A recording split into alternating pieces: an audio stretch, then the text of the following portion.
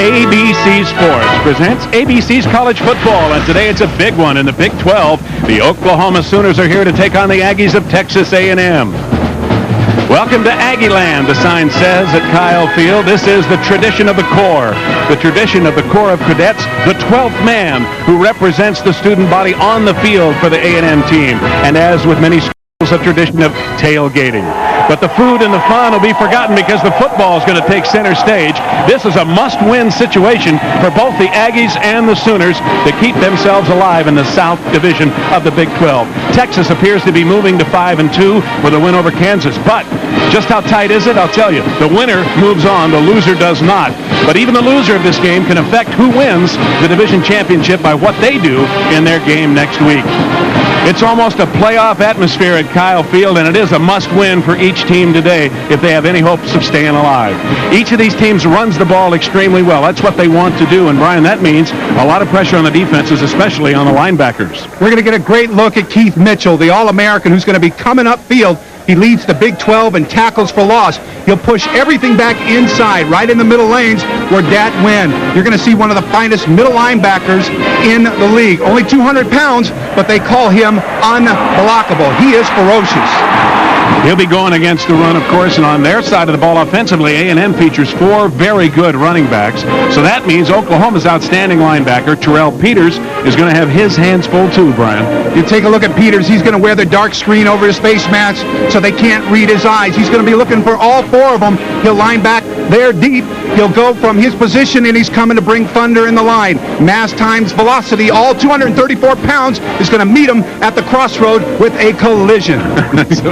That'll be romping and stomping in the stands as well. Boomer Sooner and Giga Aggies when we come back. Life isn't just measured in days or years. It's measured in doorways and walkways. Or a favorite sweater, long outgrown. At State Farm, we give our policyholders a yardstick of their own. It's called the Family Insurance Checkup. It helps them measure their own needs and pick the coverage that's right for them. So call your agent for a checkup. Because insurance, like other things in life, is something you never want to outgrow. Like a good neighbor, State Farm is there. Perfect for any game, Domino's has the perfect play. Choose from 3 delicious crusts. There's classic hand-tossed, crunchy thin crust, or go deep with thick ultimate deep dish. So make the call and have it all.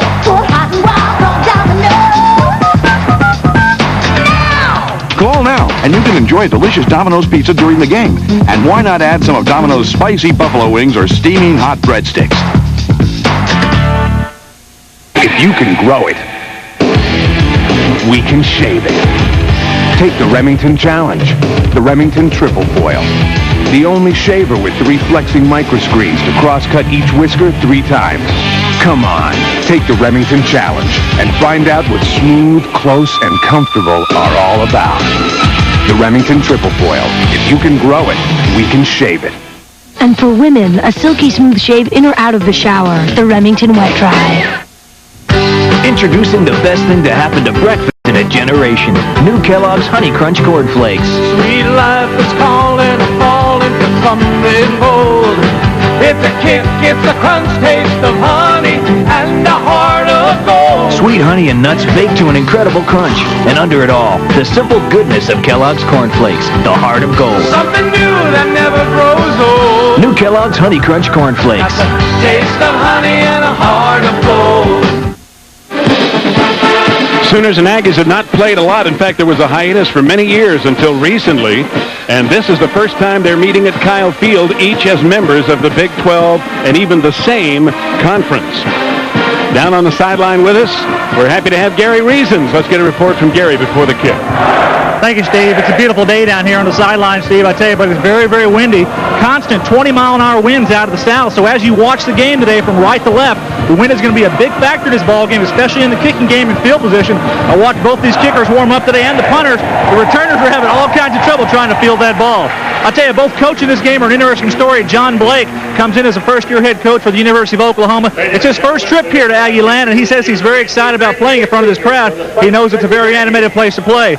And for the Aggies, R.C. Slocum, I tell you, he's one of the deans of this conference. He's one of the winningest active coaches that is of all time, and R.C. knows how to win. He's taken his team to 7 bowl games, and the Aggies are under good control with him at the helm. I think we're going to have a great contest today, Steve, and as you guys said earlier, it's definitely going to be a bowl-playing atmosphere.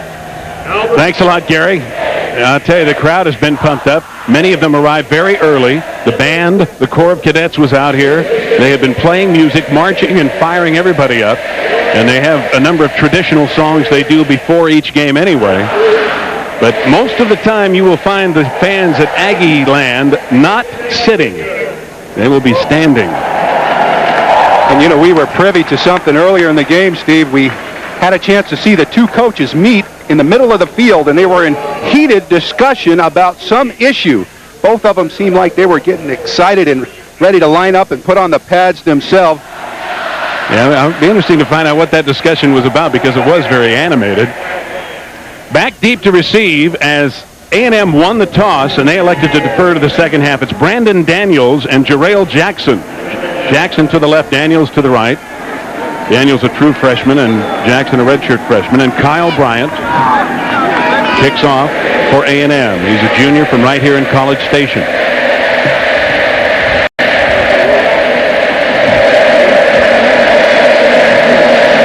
And they may have a little problem at times with that wind keeping the ball on the tee, but it's hanging in there so far.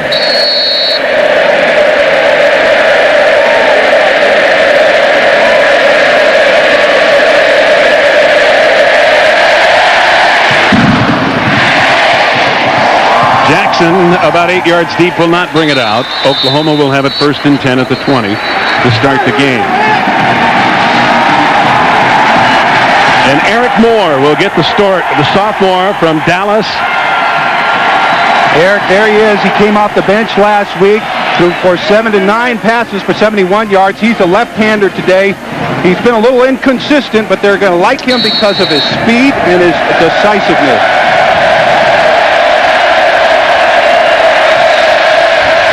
Damon Parker, who has gone over 1,100 yards this year, picks up 2 to the 22. Brad Crowley on the stop at defensive end for A&M. Here are the Chili's starting lineups, the backs and receivers. The other running back you'll see is James Allen. He will split time with Parker, but he will accelerate. 4.5 in the 40, and he is the most consistent back out of the backfield in picking up the blitz protection. We're going to see a lot of him today. 2nd and 8. Parker again tries to cut back, and he'll gain only about a yard. In the middle, Philip Myers leading the charge, number 51. Here's the offensive line for OU. And the center, Bruce McClure, is going to have a big job today. 6'5", only 270 pounds. He's not the biggest guy in the world or physical. Pass blocking is his specialty, but today he's going to have to move people off the ball. It is 3rd and 7. First offensive possession of the game.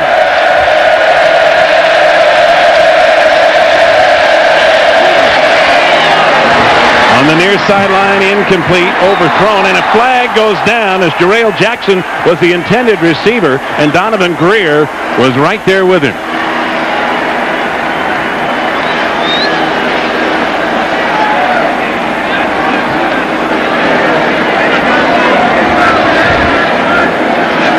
There you can see early off, you throw the deep ball, you've got to watch out and be careful. It's a great opportunity to pull that flag out early in the game.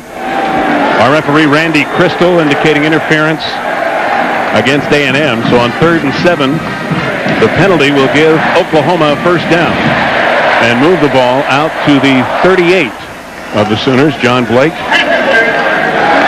Automatic first down.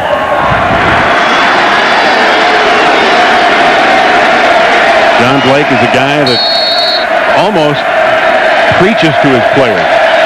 He inspires them. He's trying to get them fired up. Parker on first down, going to the short side, and he'll gain 1 or 2 is all. Dat Wynn came up quickly and made the first hit.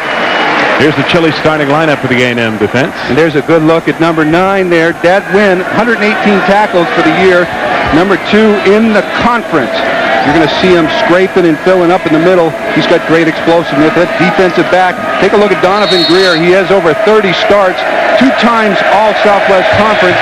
pass breakup, he'll be responsible because he's going to get pressured on the play-action pass today.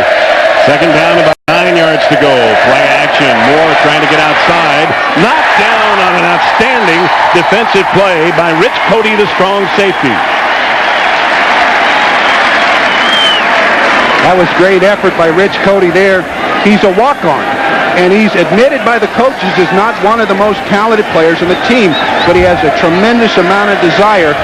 People look at him as the weak link, but he is rising to the challenge early on and letting them know that he's showing up to play today. Oklahoma goes with 3 wide receivers on 3rd and 9. Moore under pressure is sacked. Philip Myers and Sean Horn coming from the corner.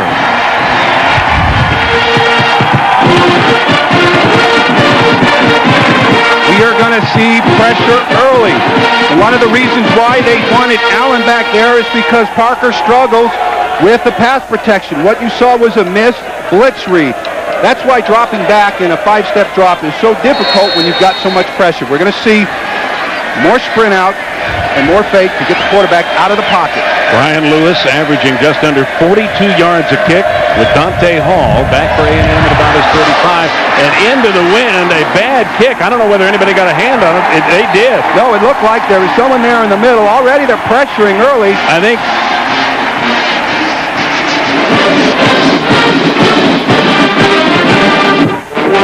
looked like Toya Jones, who has got a hand on a number of kicks for A&M. You take a look here, and just right there in the middle of the screen, you hold it right there.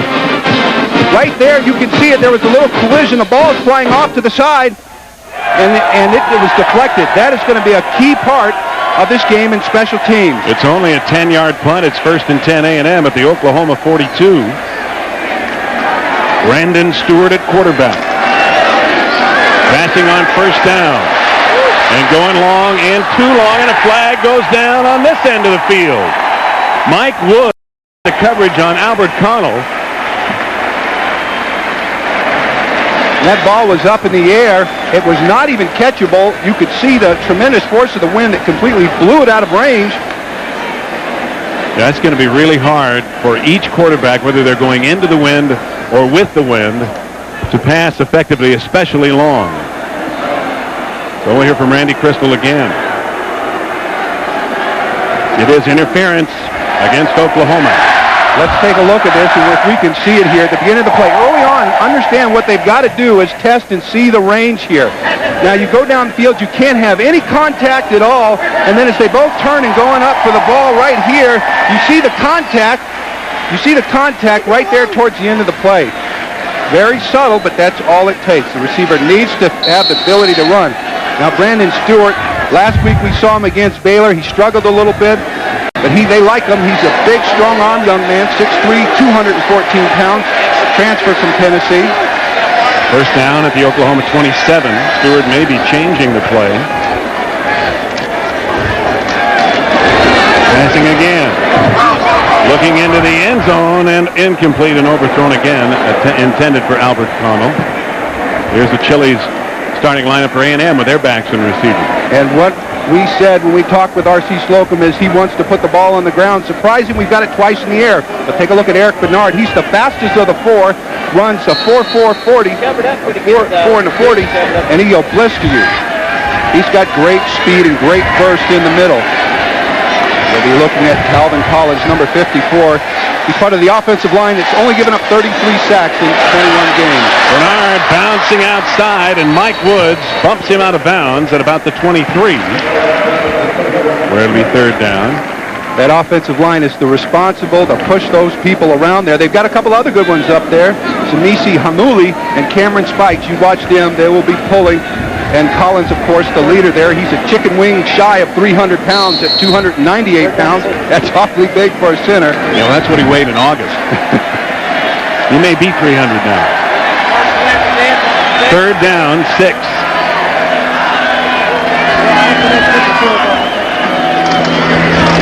Kiki Hardeman, nice hole. Hardeman with a 1st down to the 16 of OU in the grasp of free safety, Ghana Joseph. In the middle there, the responsibility to stop him today is Tyrell Peters. We talked about him in the opening. he has got to plug those holes. You see immediately there was an opening, and the guy who had to come up with the tackle there is Ghana Josephs there in the backfield, defensive back.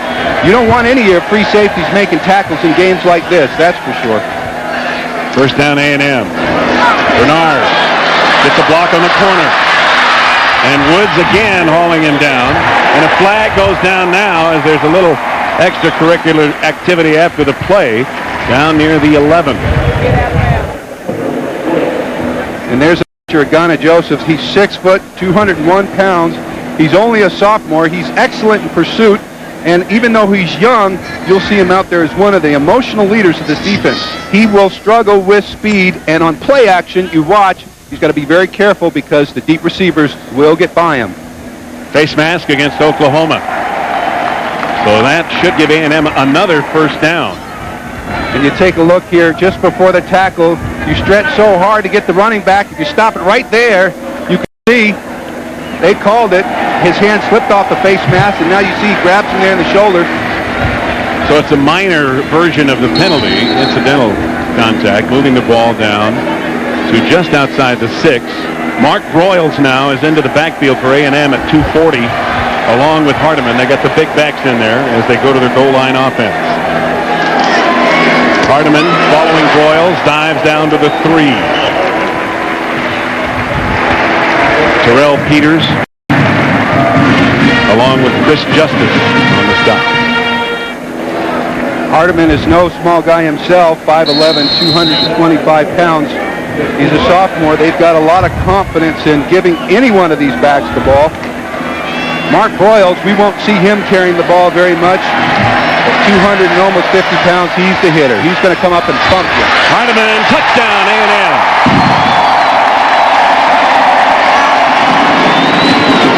DeAndre Tiki Hardiman from the 3. After A&M partially blocks an Oklahoma punt, they take it in for this first score of the game. They feel a lot of confidence in running left behind Hymula and Spikes. You could see here in the middle of your screen, just before they set of the play, they're going to break it, sweep there, and if you stop it right there, you could see the lane open up. Now, he's tremendous at getting the cutback. That's one thing you'll see him do when he stretches the defense. Kyle Bryant adds the extra point. 11:22 to go in the first quarter. A&M 7-0. You gotta have fire. Slapping, lapping, fancy flames, flicking chicken from every side until marinated bird and garlic and lime has turned from good into sublime. Oh, what has Chili's thus created? Why, it's margarita grilled chicken consummated, served horizontally, grill marks up on a tostada with a lot of what your mouth waters for. That rib sticking margarita grilled chicken, 'cause Chili's grills like no place else.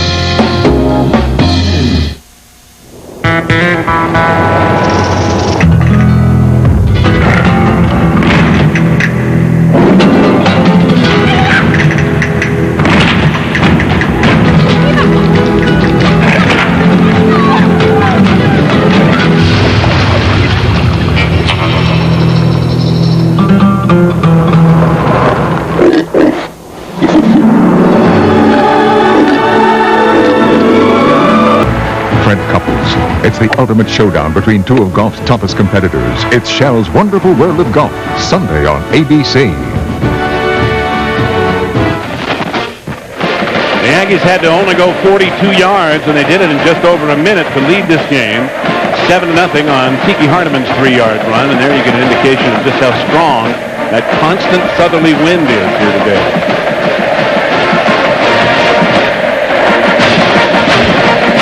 Kyle Bryant will tee it up again. With that touchdown, Tiki Hardiman raises his touchdowns for the year to 15 in 10 games. Jarrell Jackson back along with Brandon Daniels. And Bryant will get a little help.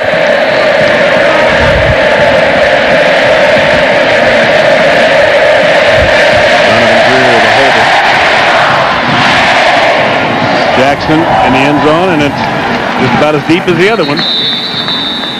Bryant's got that wind behind him, so first and 10 at the 20 for OU again, and we'll bring you up to date with the ABC Sports Board on everything that's happening and scheduled to happen in college football today. And, of course, John Saunders in the studio with updates throughout the game as well.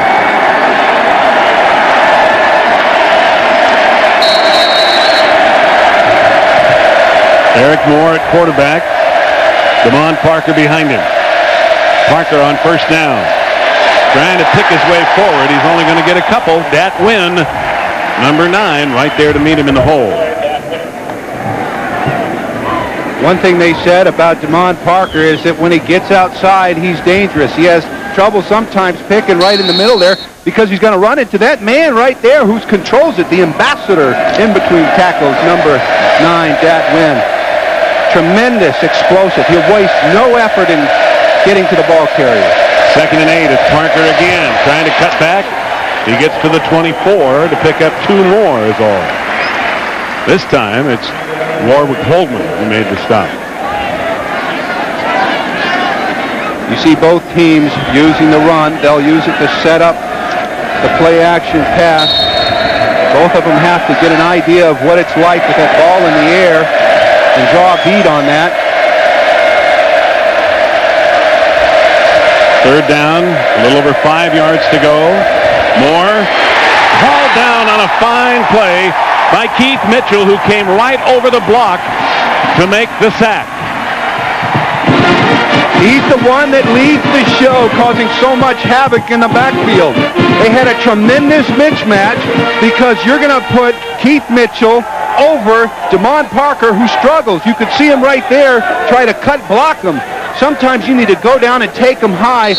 That's why they want James Allen, they said earlier when we spoke to the coaches, in the backfield for pass protection purposes. Dante Hall back. And Brian Lewis to punt again after the loss of 9. And under pressure again, he gets it off. And the wind just knocks it right down. Dante Hall with a good move. And Hall to the Oklahoma 35. A&M back in business, leading 7-0.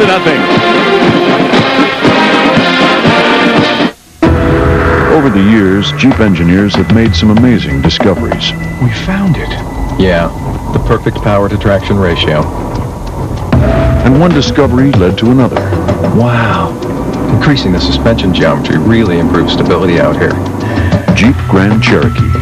When it comes to making a great 4x4 even better. Amazing.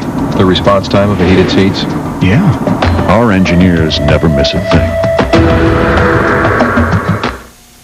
People call you guys bunny spotters, is that right? Bunny spotters. I think that it trivializes what we do. It's much larger than that. I mean, once you've seen it, there's no other pink like that. Who's been through here? Bum, You see anything yet? bum, bum, bum, bum. I've seen it 16 times. To watch somebody find it, see it for the first time. Woo-hoo. I feel very fortunate to be here because, when we're all gone, I'm still going to be out there. It's country driving. It's fancy coat and tie. Ooh, it's the football team, your beauty queen. It's why we're right nearby. Call now. For just $19.95 a day, you can rent a Dodge Neon or similar compact car from Thrifty. Best of all is Thrifty, coming through like you knew we would. College football on ABC Sports, brought to you by Jeep, makers of the new award-winning Jeep Grand Cherokee. Brewery Fresh Bud Light, to remind you that fresh beer tastes better. Thrifty Car Rental, renting cars with pride worldwide. Best of all, it's Thrifty. 1st and 10. Hardeman banging straight ahead. A&M, the decision they made to defer to the second half and kick off has really paid off big time because they've had the field position, Brian, this whole quarter so far. And again, what they're doing is they're getting a sense of where the soft parts are up front. We take a look, we see Martin Chase. He's one of the responsible down linemen up there they're working on in that Sooner defense. It says Bill. Hardeman again. And he's ridden down as he gets inside the 25. Kelly Gregg is big enough to ride him down. ABC College Football also brought to you by Chili's Grill and Bar, home of the Big Mouth Burgers. It's going to be 3rd and 1, right at the 25 of Oklahoma. A&M has had the field position, the wind at their back, and they lead 7-0. Do it on 3rd and 1, doing it on the quarterback sneak, and should have enough for the first down. One thing that they did so well is surge off that ball. One thing I can tell you from an offensive lineman standpoint, it makes a difference when you can get into your man. You get to know them a little bit, and you can't do it by any other way than going straight at them. Slocum said the way you win is by running the football. A lot of times it'll be behind 76 Chris Ruman. Eric Bernard into the game at tailback on first down. Bernard on a delay, and the hole closed quickly. And the man who's supposed to close the hole closed it, Terrell Peters. He will be the one that'll call the defensive fronts, get people fired up there inside. One thing he knows, they're coming in between the tackles. John Blake has such a proud tradition and history of building defenses. He did it with Dallas, the Cowboys. Bernard with a spin move down to the 20, maybe the 19. Coming from the secondary was Chris Justice, and then Terrell Peters finished him off. Let's get a report from the sidelines and Gary Reasons. Well, Steve, Reggie Jackson might be Mr. October, but I tell you here at Texas A&M, R.C. Slocum could be easily considered Mr. November since he's been a head coach here. They've only lost one game in November, and he told us the other day when we talked with him that playing in November is most important because it gives them drive and what they need to be going towards a championship and possibly a bowl game. So R.C. Slocum knows about winning in November, and he's doing it right now. Steve? You got that right, Gary. 23 in a row he's won in November.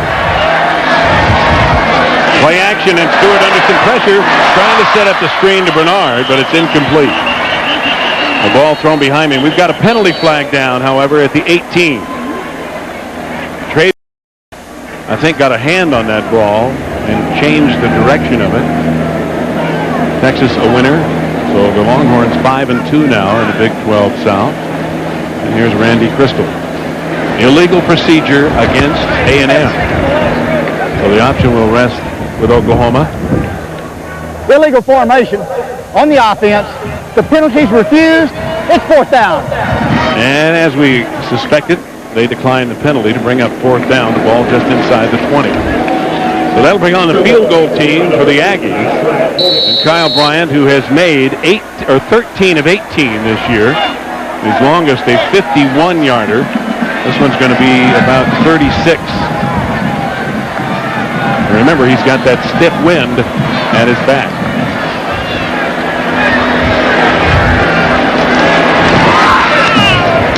And he knocks it right through there. We're halfway through the first quarter here in College Station. And the Aggies have parlayed field position into a 10-0 lead.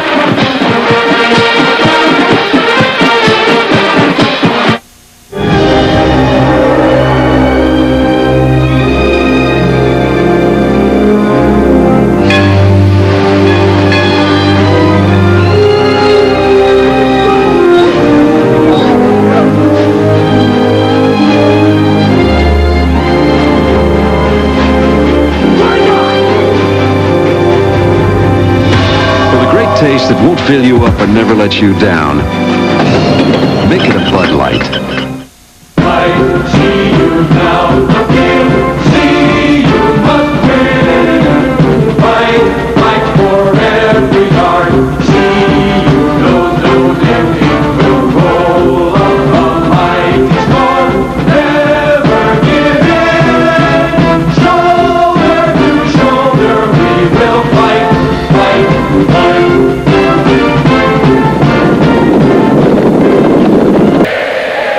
Steve Zabriskie along with Brian Holloway and Gary Reasons. Glad you're with us here in College Station for a game that each of these teams must win if they are to have their season hopes stay alive. And each of them with very, very tough beginnings this year, having a chance to salvage something. Kyle Bryant to kick it off with A&M leading 10-0. A&M has started an average of Oklahoma's 38-yard line so far. And again, Bryant puts it about 8 yards deep. So there will be no return. And for the third time in a row, Oklahoma starts at their own 20 against the Wind. Hey, next Saturday at 11 Central right here on ABC Sports, another doubleheader for you, beginning with Big Ten action. Michigan going to Columbus to take on the undefeated Buckeyes of Ohio State. And then it's regional action following at 2:30 Central. Michigan State, Penn State, USC, UCLA, Maryland, Florida State, that game in Miami, and Texas Tech at Oklahoma, the game most of you will see next Saturday. First down. And the big fullback for Oklahoma into the game, Jermaine Fazan, at 250 pounds, running hard. Trent Driver making the stop for A&M, but Oklahoma with their first good first down yardage. What we saw them do is we saw them burst out of the huddle. You see they only line up 4 yards from the line of scrimmage and allows them to get the defense frustrated. Fazan again. They're getting the big boys after him now, and the Sooners are going to be about a yard or two short of the first down. You look at Dick Winder, the offensive coordinator in his first year at Oklahoma. He came from Texas Tech, where he got that offense certainly going. Let's go to Gary Reason.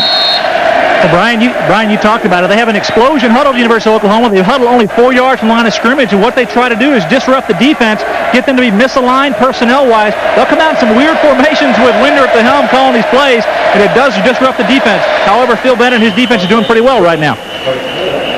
Flags as perhaps A&M jumped on the hard count, with Moore trying to pick up the first down on a quarterback sneak or the penalty. He'll take it either way. You're going to see a lot of this with the way that huddle breaks like that. And, you know, as an offensive lineman, I love using any kind of tricks. And as Gary mentioned right there, he can tell you from experience the problems that can create. Offside on the defense. It's a 5-yard penalty. First down. Let's take a look at it. It certainly worked this time. And the A&M is nothing if they're not aggressive. And what Moore will do, he'll go up there and he'll go right there, and he sees and pulls him. Every time he will line up, he will start the snap with go. And you get a defense jittery like that, and you know it buys you a few yards, but what it does now, the defense has to set back on its heels just a little bit, and it gives you just a little edge. Inside handoff. Dwayne Chandler at fullback, stopped by the free safety Brandon Jennings. So Oklahoma going with the big guys. Chandler at about 215. We see some great blocking over there. That was a trapping of number 71, Jave Smith.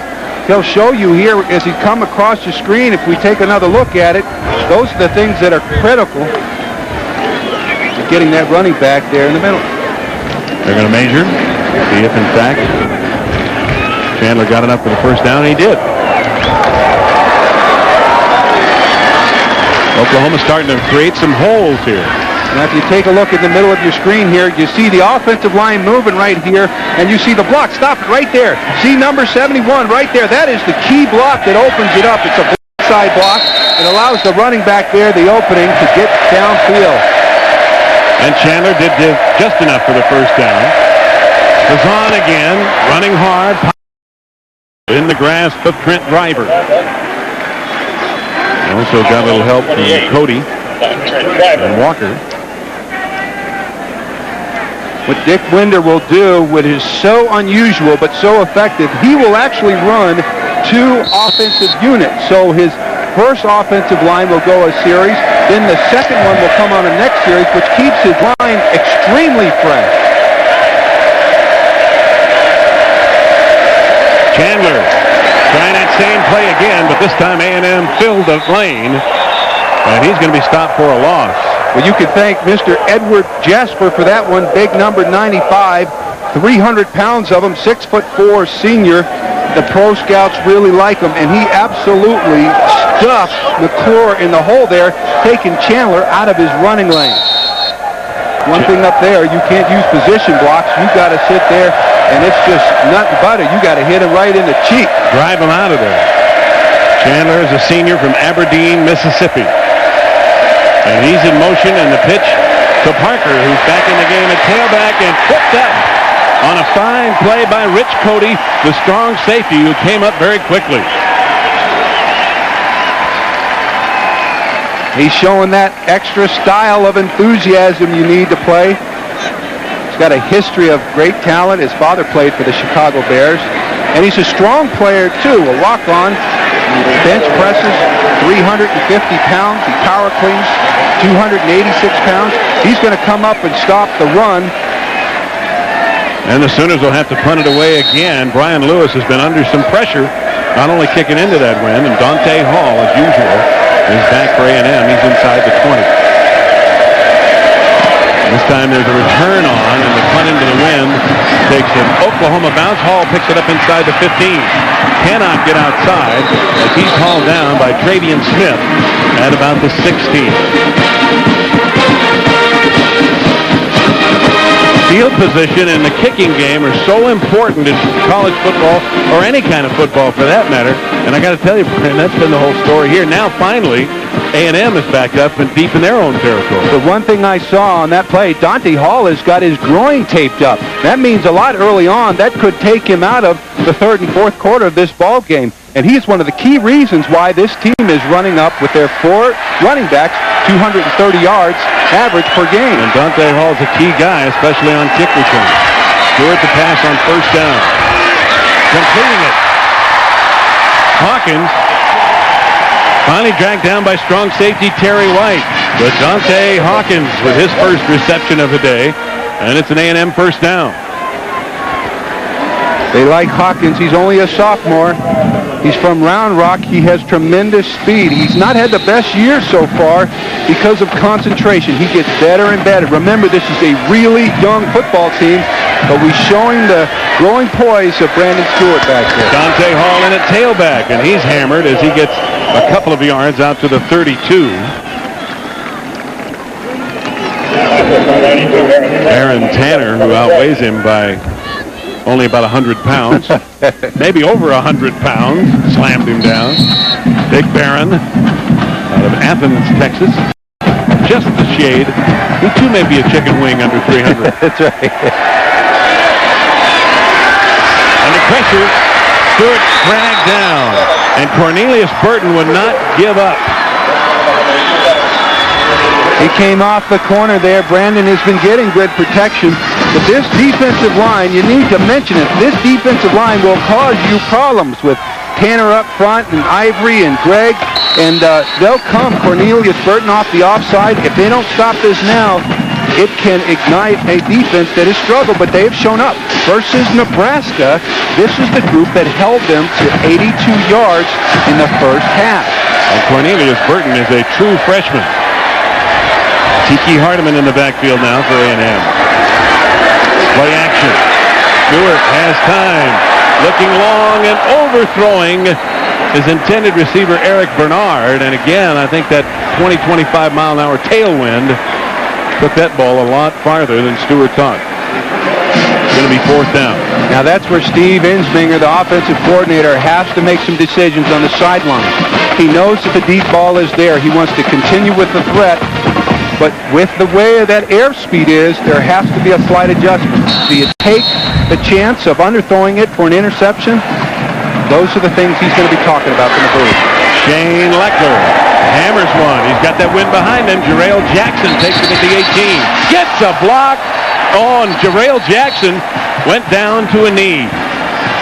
They stopped the play as Jarrell Jackson actually took a knee in catching that ball, and the officials mark it down right at the 18. Fine punt by Leckler of 55 yards and no return. And you see just before there, he's trying not to go down on a knee to make a good catch, but he just does. And it's a dead ball. And not only just a dead ball, if there was such a flash in the screen there, that guy came up. You see that hit was put on him? Especially bad when it doesn't count.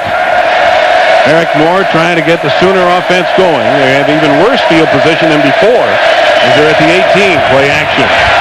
Moore can't find anybody open. Now he unloads it, and it's intercepted. Picked off by Brandon Jennings, the free safety. And A&M is right back in Oklahoma's face. as Brad Crowley was all over Eric Moore, and the ball then tipped and caught by Brandon Jennings. Now here you take a look. This is exactly what we said earlier, that we have to go out with the rollout. But you see, if you freeze it right there, that's the reason why we caused so many problems. Now he's got to hurry his throw. He should have just thrown that ball away. There was nothing there.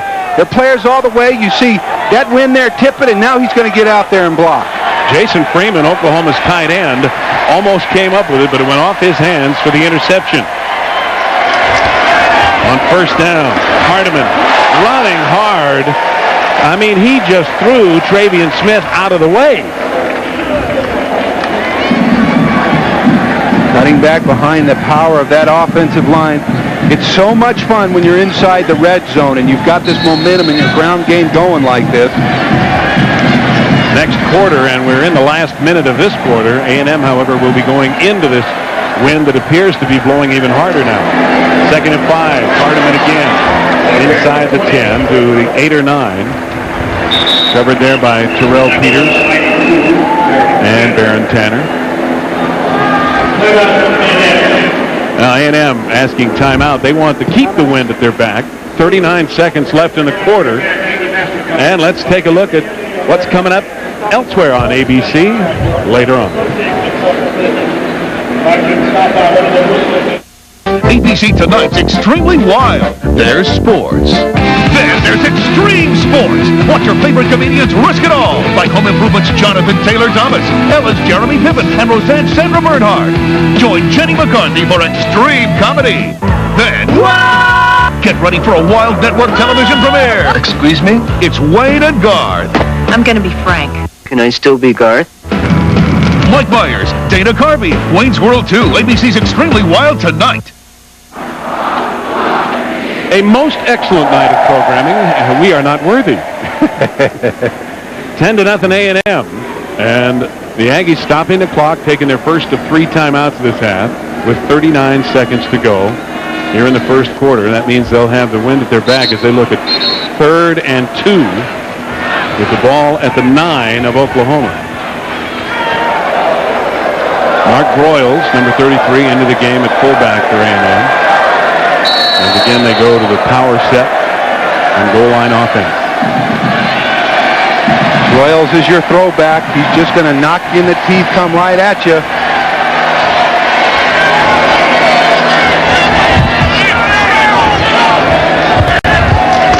Hardiman cuts off Broyles' block and falls forward. He's going to be very close to the first down. It'll just depend on the spot. Chris Justice, number 40, on the stop for Oklahoma.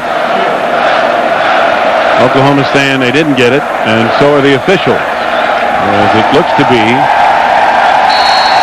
maybe a half a yard or 3/4 of a yard short.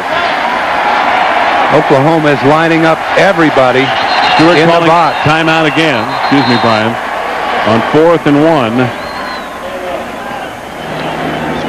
So they have 1 timeout remaining here in the half. We're just at the end of the first quarter. Florida all over South Carolina in the 4th. And Nebraska rolling on in the Big 12 North. They're headed for a little showdown with Colorado. Tennessee, the SEC, all over Arkansas. And look at this, Northwestern and Purdue in the Big 10. Purdue's making it tough on everybody.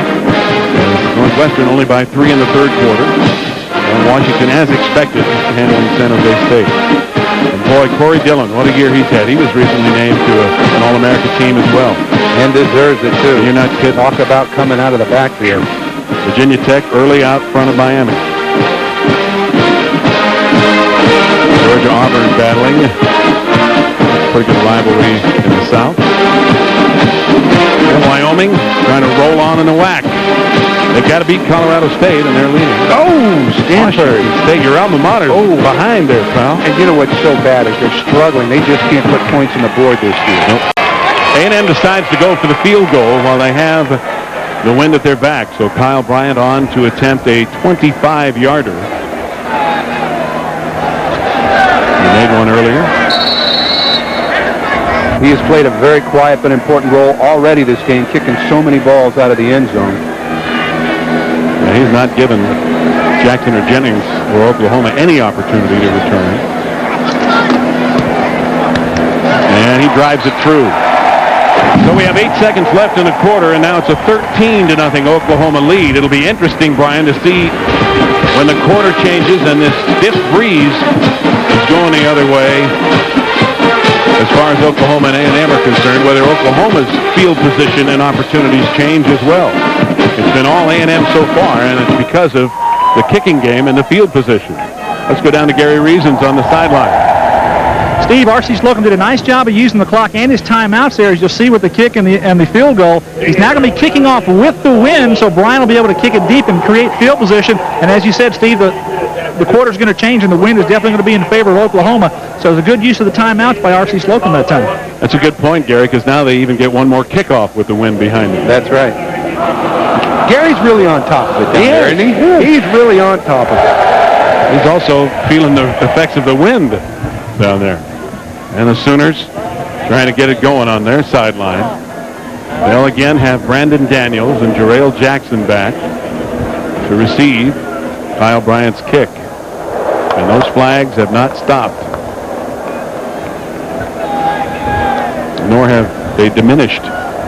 You know, Kyle's got tremendous concentration. Even the snap of the ball was a little bit fumbled there in the field goal, and it was set down late, and he was able just to focus and kick it right through. It's as cool as a cucumber.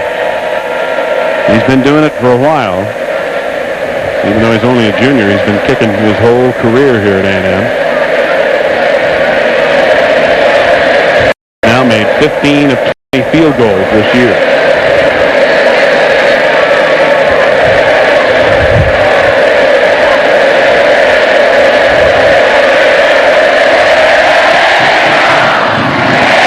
This one may be returnable for Daniels at the 5.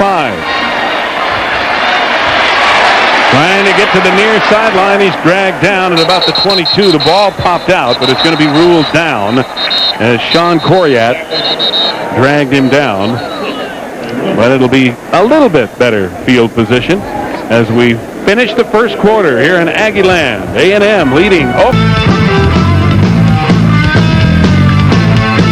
The Panasonic razor lets you shave wet or lets you shave dry. You choose how to use it for a great shave every time.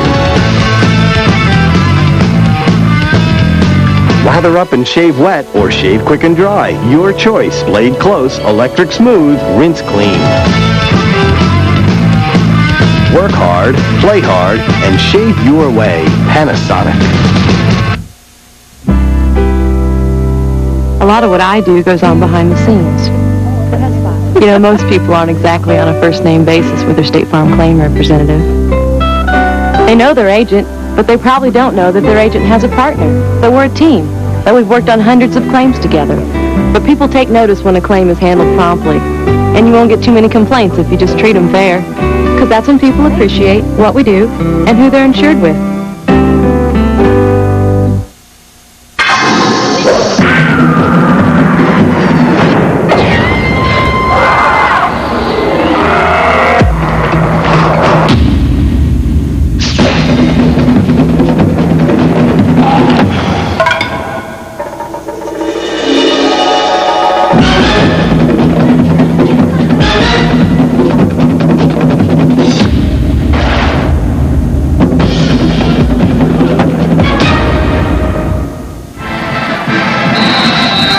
Although it's been modified many times, the tradition of Kyle Field remains. Bear Bryant coached here in the 50s, of course, and they have such a proud tradition.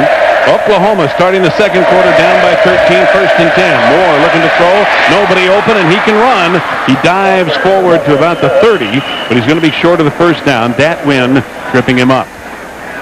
That is the third element that it brings when you have Eric Moore back there. But every time he's going to run through that line of scrimmage, he's got to watch out for number 9.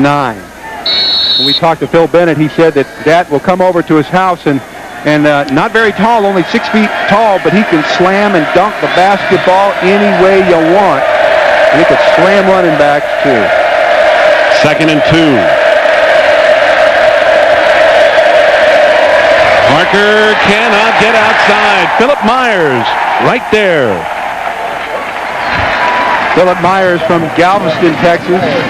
He can play inside or outside, but he is a guy that runs stuff. And one thing he represents is the team speed. We take another look at it here from the line of scrimmage. You can see right in the backfield, there's problems created right there in the tackle. There's just too many people around there in the backfield. Parker has to explode. He didn't make it through the line of scrimmage. On third down, Eric Moore completing it. Michael McDaniel on the far sideline for an Oklahoma first down.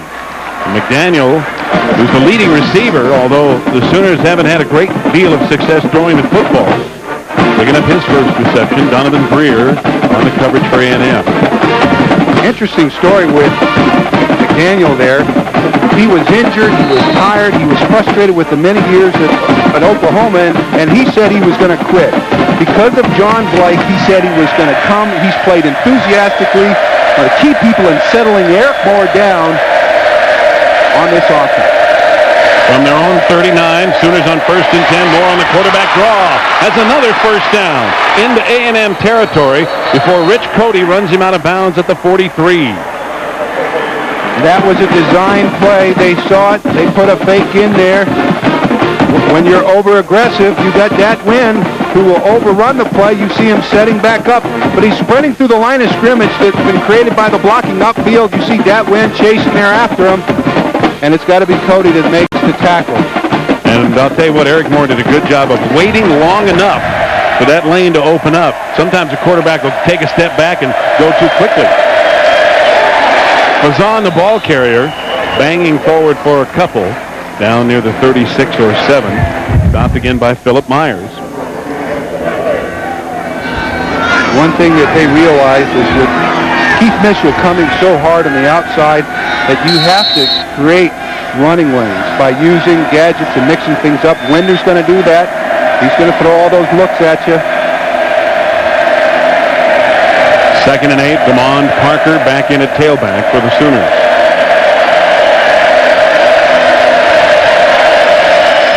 Moore stumps it off, but it's thrown a little too strong. Parker couldn't hold on to it. It looked like they might have had the screen set up, Ryan. Well, they did, but there's an example of inexperience there. A quarterback with a little more experience, when he saw the pressure, you can even have time to drop even deeper, and you act like, oh no, they've got me.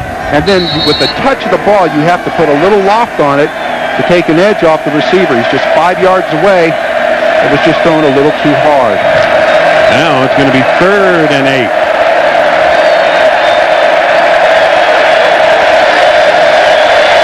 This time he flips it out to Parker, who's got it, and it's got a first down. Parker with a nice move, keeps going. Finally hauled down by Sean Horn, who got a hold of an ankle and would not let go. But the Sooners are going to have a 1st and goal at the A&M 5. What a run by Parker. You can see why he became the only 12th player, the freshman, to rush over 1,000 yards. We take a look at it from an end zone here. He's out there in a flat. There is no one there, and he's got great blocking downfield, and there's where you see talent. You cannot teach that, and now he's still blistering, tippy-toeing down the sideline. It's a 32-yard gain, and he got a good block down here. 2 blocks on the same guy from Brandon Daniel. Parker trying to cut it back. It's slammed down near the 3. Rich Cody coming up to make the tackle. It'll be 2nd and goal. Strong safeties are supposed to support the run. Well, on both teams, the strong safeties have been a little busy today. They've been doing a lot of support. See what the Sooner offense has done inside the 20.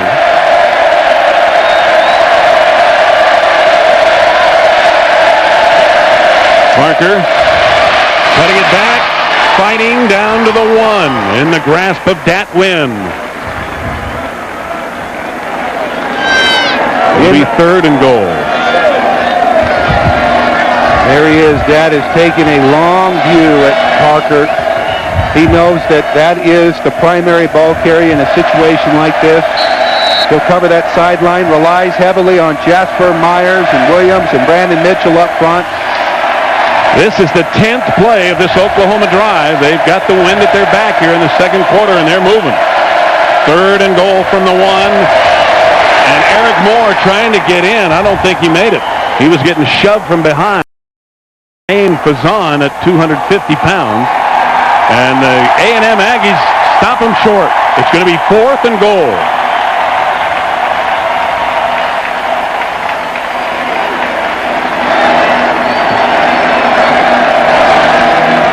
This year, Oklahoma, 6 of 10, converting 4th down. Now, on a play like this, there's a question. With Winder, do you take it over the top, or with more speed, do you take it outside and run an option? Moore's running the option, and he's stopped short. He does not get in there.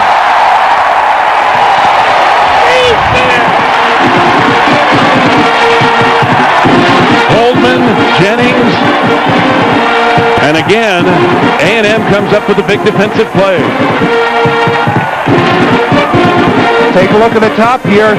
You want to go with a fake dive over the middle. That's exactly what Moore shows you. He goes for the fake option, and he runs up. Brandon Jennings just came up there just to stop him. He came up and great hit. Let's look at it from an end zone. Moore goes out, steps inside, and he just doesn't quite have enough. I mean, inches away. And Brandon Jennings, but also Cody was there again. Coach Cody. And they're young, too. Cody's a sophomore. Brandon Jennings is a true freshman. Now A&M's going to have to punch it out from their own 1.5-yard line. And Stewart trying to do just that. Doesn't get very far. Well, the whole middle of that Sooner defense just rose to the occasion. That was the face full of Peters.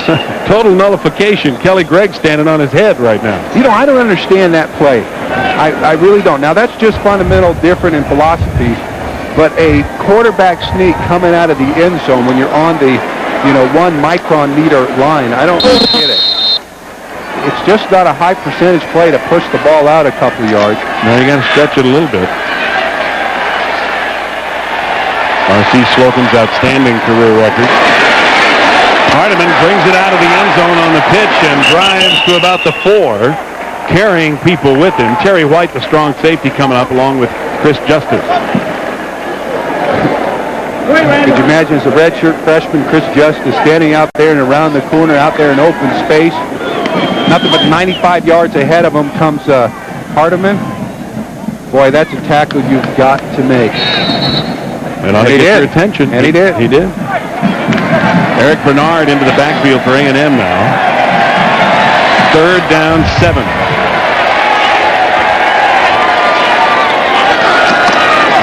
Bernard trying to cut back. What a play by Kelly Gregg. Kelly Gregg was blocked and managed with one arm to reach out and haul down Bernard. Now let's take a look at this end zone. Kelly Gregg may have blocked, but let me show you what 6 foot, 281 pounds of power can do here. You see him here at this part of your screen. He is coming out, and there's nothing. There's nothing. He just absolutely jammed that offensive line. And there he is excited there. Man, he is a powerful guy there in the middle, and he can two-gap you. Shane Leckler out of the end zone with Jarrell Jackson back, and the wind knocks it down inside the 40. It'll roll dead at about the 38. 8:52 left to go in the first half. 13-0 Oklahoma.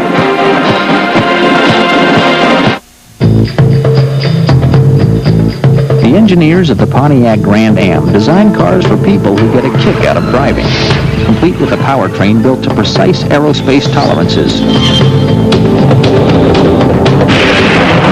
And that's kept more Grand Ams tearing along even after 11 years than any car in its class. So buy a Grand Am for a good time. Have it around for a good long time. Grand Am. Built for kicks, built for keeps. Starting around 15.2. Yesterday's antifreeze coolants don't offer today's multi-metallic engines enough corrosion protection from extreme hot and cold. They need Zerex, with its one-of-a-kind patented formula, not just to protect radiators, but also water pumps and cylinder heads. So use Zerex. Otherwise, your engine could be extremely unprotected. Zerex. Extreme protection for today's engines. You've been thinking about getting a digital satellite dish. And thinking some more. Well, Think about this. The people at Radio Shack can answer your questions. Plus, now they've got great deals. Own an RCA brand DSS dish with programming for about $1 a day plus installation. Up to 200 channels of select movies and sports available on USSB and DirecTV. Think about it. Better yet, stop thinking about it. Radio Shack. You've got questions, we've got answers.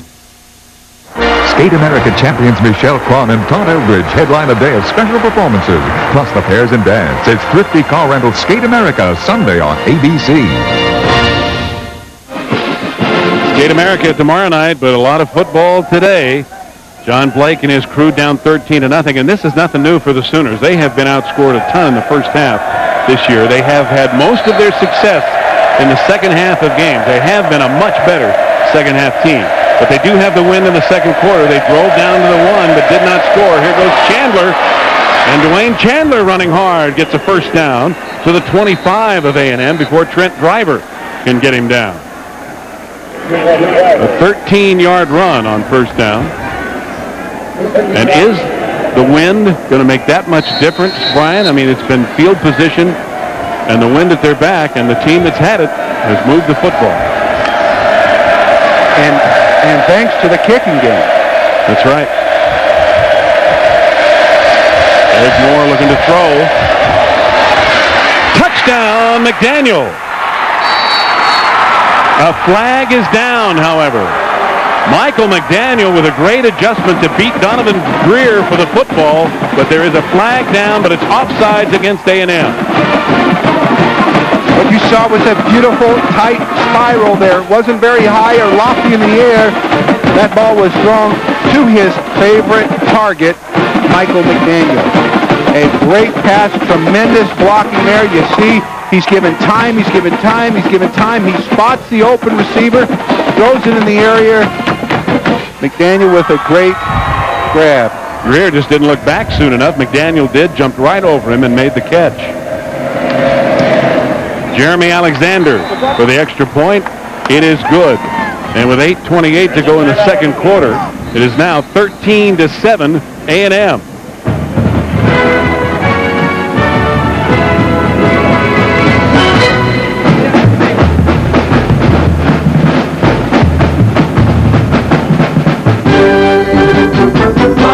That team across the field, show them Ohio's here. Set the earth reverberating with a mighty cheer. Hit them hard and see how they fall. Never let that team get the ball. Hail, hail, the gang's all here, so let's beat Indiana now. The legendary Chalice of Malta has never come cheap. In 1238, it was captured by 10,000 Celts. In 1512, it took an entire armada. And in 1703, it took an arranged marriage to the daughter of Charles V, the older one. But luckily, if you want the Golden Chalice of Malta, all you need is the golden card of Visa, with extraordinary purchase power for extraordinary things. It's even mightier than the sword. Visa Gold, it's everywhere you want to be. When my grandfather surfed the Bonsai Pipeline, narrow boards ruled. Eventually, Gramps had a stroke of genius. A wider board for better control. Iahola ula, he said. Wider is better. Introducing the new Wide Track Grand Prix. Its wheels are set wide to hold the road for more control when you're shooting the curves. It's true. Iahola ula. The new Wide Track Grand Prix from Pontiac. Wider is better. Glad you're with us for college football here on ABC Sports, brought to you by Pontiac and your local Pontiac dealer. We are driving excitement. And MetLife. Get Met. It pays. A big score for Oklahoma as they failed to score in the drive down to the 1-yard line. A&M's defense stopping them on both third and fourth down. And that may turn out to be huge, as all 20 points in this game have been scored with the win so far. Dante Hall and Sir Parker are the deep men for A&M. And Jeremy Alexander will hit it. And I don't think this one's going to be returned. In fact, it bounces off the crossbar. And A&M will have it 1st and 10 at the 20. Monday night, hey, don't miss one of the biggest marquee matchups of the 96 schedule. Here they go at it, two of the most talented teams in the NFC, the Green Bay Packers and the Dallas Cowboys. Those Cowboys, of course, riding high after last Sunday's overtime win against San Francisco. Packers and Cowboys, 8 Central, NFL's Monday Night Football from Texas Stadium. Not far from here. Calling that the NFC Championship game, round 1. Yep, it just might be. On the delay, Bernard's going to be dropped for a loss. And breaking through is Martin Chase. Man, he got through there in a hurry. Now, what he did, he came on the backside, and what they were able to do is identify that they ran the counter play. In order for that play to work, you have to have a backside block, and it's got to be the running back or the tight end. If you don't make that block, because you have to telegraph the play, the backside pressure can run it down if the ball is too deep in the backfield. That's exactly what happened on there. Mark Boyles in at fullback. Play action. Stewart rolling away from pressure. And finally dragged down by Travian Smith. Had enough time to catch up to him because Stewart was trying to create something out there. And finally just had to run with it. But you can see the kind of athlete that Stewart is, able to run out there. He has great speed. He's extremely strong. I don't know many quarterbacks on any team that can squat 450 pounds, but he does. And I've noticed that his confidence in this game is much improved over last week versus Baylor. 3rd and 9. Let's see what the Aggies have done today on 3rd down. Stewart flipping it out to Hawkins. Dante Hawkins cannot get back. Met by Chris Justice as he tried to cut back upfield. So that's going to bring up 4th down and about 12 yards to go, and A&M will have to give it up. And again, the team going into the wind is having a heck of a time moving the football. Credit the pressure of that Oklahoma defense. They'll come after you. They'll surge. Don't tell them that they're 3-3, that they're struggling, that they're giving up more yards than any other defense. Shane Leckler gets it off under some pressure. Jarrell Jackson pushed back. Leckler's spun a beauty into the wind. And from the 38, Jackson returns it to midfield where he's ridden out of bounds. 6:23 to go. A 42-yard punt and a 12-yard return. It's 13-7 A&M.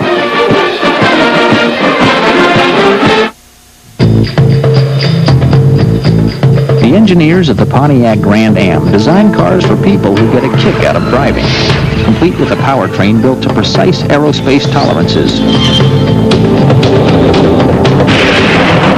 And that's kept more Grand Ams tearing along even after 11 years than any car in its class. So buy a Grand Am for a good time. Have it around for a good long time. Grand Am. Built for kicks, built for keeps. Starting around 15.2. The University of Oklahoma is on the move. We're building the largest university-based natural history museum in the world. And with students from over 100 countries, we're creating an international study center to prepare our students to live and work in the global community. OU ranks #1 in the nation per capita of all public universities in the number of National Merit Scholars on our campus. Watch us. You'll be hearing a lot more about the University of Oklahoma. There's a lot of things that set A&M apart from other universities. The quality of education that you get at Texas A&M. It has great resources, the traditions of A&M. The network that's out there of Aggies is just so vast. It's not only just a degree that I got from A&M. There's a great deal of responsibility that goes along with that. Responsibility to maintain the integrity and the high moral standards that an Aggie is supposed to have. A&M with the lead, but Oklahoma now starting right from midfield. 1st and 10, 6:23 to go in the first half. Moore gets good protection. Gets it away, incomplete. And I don't know whether that's the guy he was throwing to or not. Mo Little went up for the ball, but there was another receiver behind Little. And Little couldn't bring it down, so it'll be 2nd and 10. Moore has impressed me with his run and throw the football. Just was stretched out a little bit too far on that one. He's 3 of 7 for 68 yards, 1 touchdown, 1 interception. Parker bouncing off people, trying to get outside, still going. But now he's going to be dragged down for a loss of a yard. Dat Nguyen finally got there to bring him down. Brandon Jennings, the true freshman free safety, came up and met him right at the line of scrimmage. And Parker was able to just bounce off and somehow keep going. Well, you take a look at all the effort going on, tackles being missed. This play should have been stopped right there in the backfield. And with him just keep going, everyone's falling off. You could see the power and running by Parker. He wound up losing a yard with all that effort. So it's 3rd down, 11. Moore over the middle, complete. Gerald Williams has a first down. Brandon Jennings and Rich Cody again make the stop. But it's going to be 1st and 10 Oklahoma near the 30. Gerald Wilson out of Decatur, Georgia. Here he was, came as a quarterback. Let's take a look at this play there. They're in trips right, and they go down the field. Gerald Williams wide open, holds on to the ball. You know, he was a quarterback, and that's what he was recruited for. He said, "I like to catch the ball." And you see he does. And he gained 22 yards on that reception. More to throw on 1st down. Looking to the out route and has it complete. Michael McDaniel hit immediately by Donovan Greer, but it should be enough for another OU 1st down. Great pass protection on that play. Moore dropping back. You'll see him shading a little bit to the left or right, depending on where he needs to escape pressure.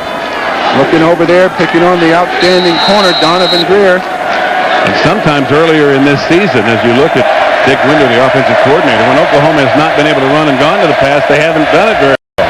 There they have Parker, touchdown Oklahoma. Damon Parker getting outstanding blocking and making a great move to take it in from the 19. Not many teams have been able to do this against A&M's defense being so tough against the run, but you can see the seams being created, and that young man right there has the vision and the ability to find them. Reminds a lot of people of Joe Washington. His legs are going everywhere, yet when they hit the ground, he has the ability to explode and burst through the hole. He's got tremendous speed. He's been timed at 4.31 in the 40. Jeremy Alexander has the extra point blocked, and the game remains tied at 13. A&M, so good at blocking kicks, knocks it down to keep the game tied with 4:51 to go in the 2nd quarter.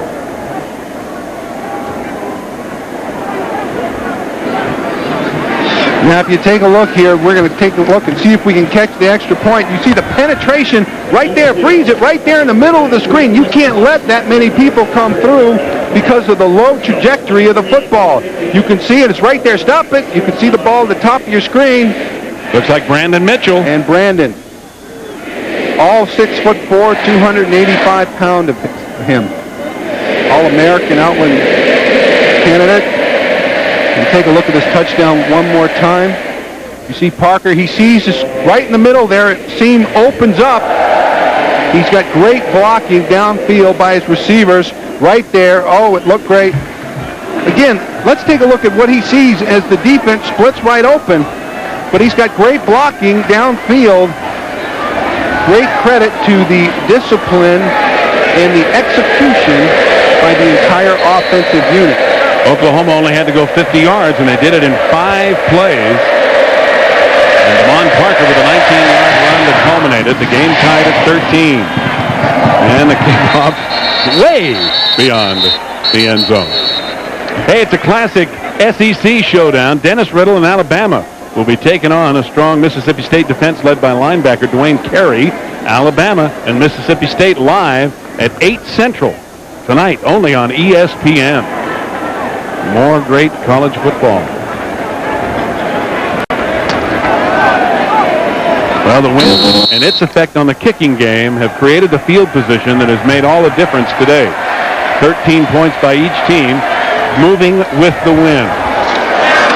Nowhere to go. Bernard wrapped up for a loss. Maybe got back to the 19. Chris Justice leading the charge for Oklahoma. And you've got a good look at Chris and Martin Chase there in the middle. Number 93. He's a great source of aggravation there on defense. Moves extremely well for a big man. Stewart with play action throwing to Hardiman, who can't hold on. The pass may have led him just a little too much, and it's going to be 3rd and 11 as Martin Chase was coming after Stewart. It happens so many times when you're running play action. Whenever you're, as a quarterback, have to turn your back to the line of scrimmage, all of a sudden, as you turn, the reads are going to change instantly. And he just had that's about the 3rd time we've seen just a little bit too much on the football there. Yep. Steve, and when he brings that down and gets his sighted in. Well, it's got to be tough to throw into the wind as well as with the wind. Long count. Now there's movement and flags and whistles and finger pointing starts. Oklahoma saying that Chris Ruman, the offensive left tackle, moved first. But it depends on what Randy Crystal says. Dead ball. Ball start on the offense. We're still playing 3rd down. But now we're playing 3rd down and 16. Now let's take a look at the left side of your screen there. Freeze it right there. You're going to see it in that part of your screen. You're going to see movement. Right there is the snap of the ball. See that slight movement right there. And then Ruman started to pull back. So 3rd down 16. Kiki Hardiman on the draw play, making people miss. Out to about the 27 and short of the 1st down as he needed to cross the 30. Anthony Fogle coming up from his cornerback position to make the stop. And timeout called now by Oklahoma because it is now time for A&M to have to kick it into the wind. We have 4:04 left to go in the 2nd quarter of a 13-13 tie. And I think that's Oklahoma's first timeout. Hey, tomorrow more sports here, only a little different variety for you. 1:30 Central, Greg Norman and Fred Couples will hit the Skibo Castle Links on Shell's Wonderful World of Golf. And then at 3 Central, don't miss world champions Michelle Kwan and Todd Eldridge in special plus the pairs and dance competition at the Thrifty Car Rental Skate America International. That's all tomorrow right here on ABC Sports. I wonder if John Blake ever figure skated. He was a pretty good middle guard. Only thing John Blake is figuring what he can do to get in that end zone about 3 more times this game. Look at him there. He's saying, get it straight. I want it straight right now. He's seen enough skating. You know, and the players love him. That's one thing. You would not know that this is a team that has struggled so much, losing the first 4, but they are upbeat. They believe in the program. And what Blake said is, I know the results of this year don't show a lot on the scoreboard, but in many areas we are winning in places that we haven't won before. Players are up there in the locker room talking to coaches. People are communicating, and they believe in a program. Leckler to punt. You saw Samisi Haimuli getting some attention on the sideline. And the wind knocks it down again. Oklahoma will have it at their own 43 with just under 4 minutes. Only a 21-yard punt into the teeth of that wind. And we've talked a lot about the tradition here at Oklahoma. And, of course, most schools have here at A&M, most schools and Oklahoma have traditions of their own. Well, traditionally speaking, A&M is really getting ready for that game the day after Thanksgiving against Texas. They build a bonfire every year, and this is not just your basic bonfire. That baby is 65 feet tall. There are a lot of trees in that baby. Not only the Corps of Cadets, but the civil engineers of this school get involved in building that baby. Parker hit at the line of scrimmage and driven back for a loss. Coming through is Brad Crowley, number 45, who's playing defensive end on the left side for A&M. A loss back to the 40. Parker came into the game averaging 7.4 yards per carry with well over 1,000 yards rushing. And he has done a pretty good job so far today. And, of course, scored for Oklahoma as well. Moore firing it complete. First down. Mo Little again with a reception in the grasp of Donovan Greer at the A&M 35.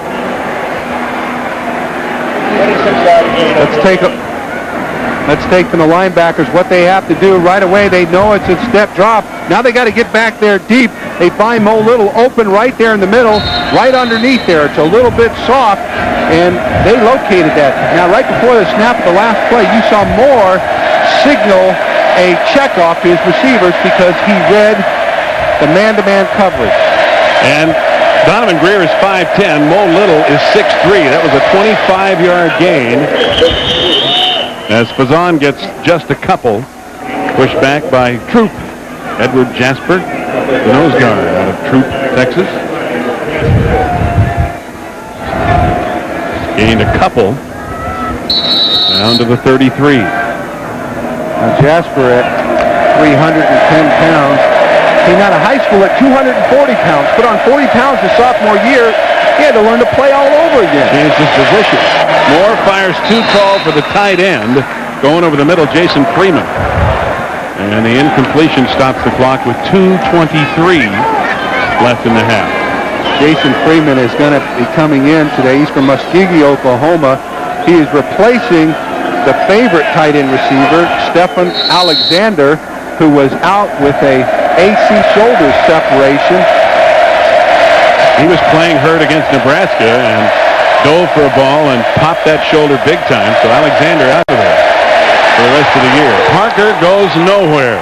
Brad Crowley again making the stop for A&M as he met him right at or maybe even behind the line of scrimmage. Going to be 4th down and long for the Sooners. And the field goal unit will come on. Jeremy Alexander has hit one from 50 this year. He has the wind at his back, and this will be another 50-yard attempt.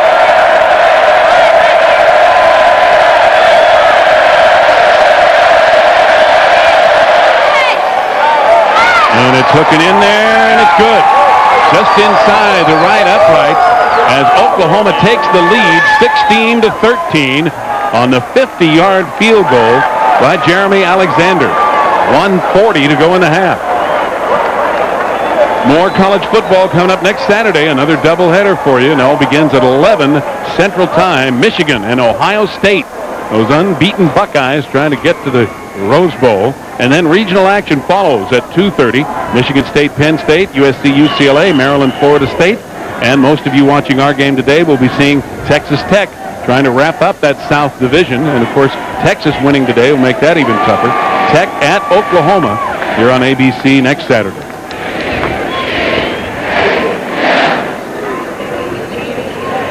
Well, we mentioned it last week, Brian, about how coaches talk about field position, kicking game, the importance of not turning the ball over.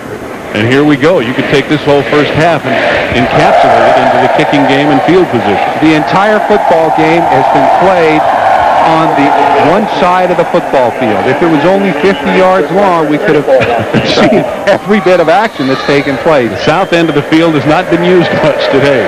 Sir Parker and Dante Hall are back for Alexander's kick. But the way he kicks and with the wind, I doubt they'll have a chance. They will not.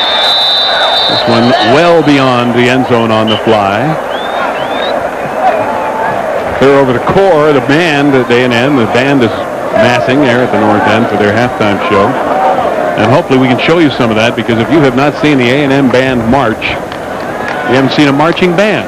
Let's check in with Gary Reasons on the sideline. Gary? Well, Steve, I tell you, John Blake, the head coach from Oklahoma, he is one of those guys that just seems to get his team going. He's got success all around him. He had a couple of Super Bowls with the Dallas Cowboys there. This is his first year with Oklahoma. I tell you, he's got this team going in the right way. I tell you, one of the things that he does as a head coach that I really like, every time one of his offensive, defensive units come off the field, he goes and meets with each of them and encourages them, and he's done a good job of righting his Sooners today. Steve? Thank you, Gary.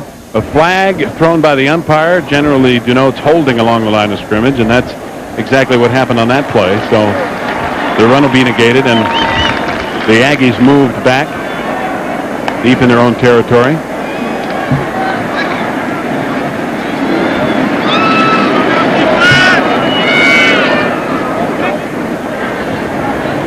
Holding on the offense. It'll be a 10-yard penalty, and we'll replay. First down.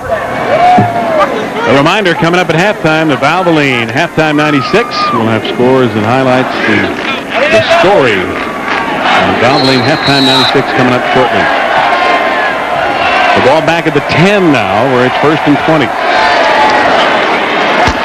Bernard trying to get outside. Bounces off the first hit, but will gain only about 3 as Terrell Peters was there to clean it up. Scraping across that line of scrimmage, coming there at the crossroads. You're going to meet that man. He likes it. Every time I've seen him hit, I watched this in the game films versus Oklahoma State. Every time he hits, he seems to get more and more excited, gets that defense jacked up. And that type of enthusiasm emanates from this team and the way they see themselves. And yeah, that's a good point. They have been able, Brian, to maintain a very high level of enthusiasm in spite of the season that they've had. And they've completely taken A&M's crowd out of the football game. The 12th man has not been a big factor.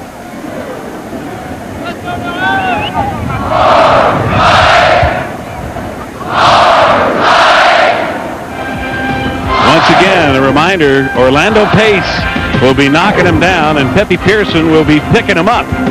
But Ohio State and Michigan get it on. That'll be 11 o'clock next Saturday, Central Time, right here on ABC, the first of our college doubleheader. And then most of you will see Texas Tech and Oklahoma from Soonerland. That's 11 a.m. next Saturday. Orlando Pace leading the league in body slams and pancake blocks. Oklahoma now with 1 timeout left here in the first half of play, leading by 3. And A&M moving against the wind. Second down, about 18 yards to go. Bernard, nowhere to go. Too many white shirts as they get him just about at the line of scrimmage, led by Kelly Gregg, who's had an outstanding game for Oklahoma defensively. Big number 97. You know, you look at him there. He's stocky, he's thick. He was super all-state his first, second, third year, a wrestler. You know, he's not going to have tremendous speed chasing people down, but he's going to sure come up and stuff you. Tremendous, powerful with his use of hands. Oklahoma using their final timeout, stopping the clock with 1:06 to go. And that'll bring up 3rd and about 15 or 16 yards for A&M to get a first down. And again, keep A&M operating against the wind. Purdue and Northwestern tied at 24. Locked up. Late in the 4th. Notre Dame all over 5th. You wonder how much the Lou Holtz stories we hear around about his possible resigning or leaving showed up in that score. I'll tell you what, he's been hemming and hawing, hasn't he? Yeah, he had an opportunity to answer directly. And he's always dragging that leg a little bit, too. Miami has come back to tie up Virginia Tech, and Auburn's still leading Georgia big. Look at that, Colorado State leading Wyoming. The wacky whack. Never know what's going to happen. UCLA leading Arizona. Stanford. Hey, your boys. That's my team. The Cardinal coming back. We got to get excited about that. The trees are all over. We're doing it. Leland would be proud. 3rd and 15. And A&M just trying to run it out again with Tiki Hardeman pounding forward. Oklahoma has used their last timeout and a half, so they cannot stop it. Kelly Gregg again made the stop on Hardeman. And it looks like both teams are going to be content to let the clock run down. A&M's going to have to do something or they will get a penalty because there are more seconds remaining in the game than on the play clock. I'm willing to guess if you saw it the other way around, instead of running the ball 3 times, Oklahoma would have been putting that ball up in the air under Winder and the way he likes to attack offensively. Jarrell Jackson back at midfield as Shane Leckler is on. And will punt. And under some pressure gets it away. And Jackson lets it roll. It bounces and will roll dead at about the 43. And the clock will stop with 9 seconds left in the half. A 25-yard punt into the teeth of that wind. Leckler, of course, one of the best punters in the conference, came in averaging over 43 yards a kick. But the wind is going to play havoc with whoever's kicking into it today. So the Sooners are going to get at least one shot here with 9 seconds left on the clock. Oklahoma leading 16-13 as we near halftime.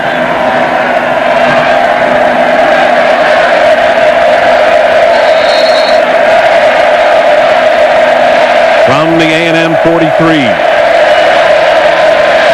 A quick out to Parker out of the backfield. Parker with some running room, finally bumped out of bounds by Brandon Jennings, the free safety, and the clock stops with 3 seconds left in the half. Into their Achilles tendon. A&M has struggled in pass defense. There shows you exactly why. Running players off and leaving those pockets open there. Right in the flat. The ball at the 29, and so a field goal attempt by Alexander with just 3 seconds left on the clock. It'll be a 46-yarder. He made a 50-yarder earlier, and he drives it with the wind, but hooks it to the left. No good. Time runs out here in the first half, and the Sooners and the Aggies are playing field position football. It's 16-13. Oklahoma leading Texas A&M in a game that each team must win here at halftime.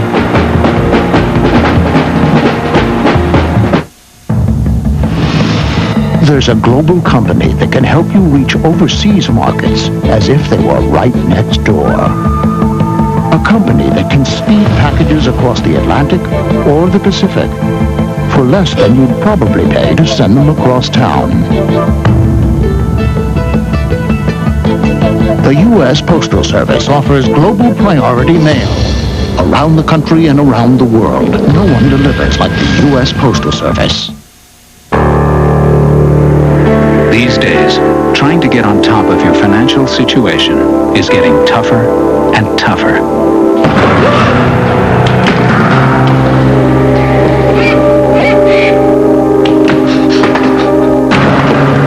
What you need is someone with experience and know-how.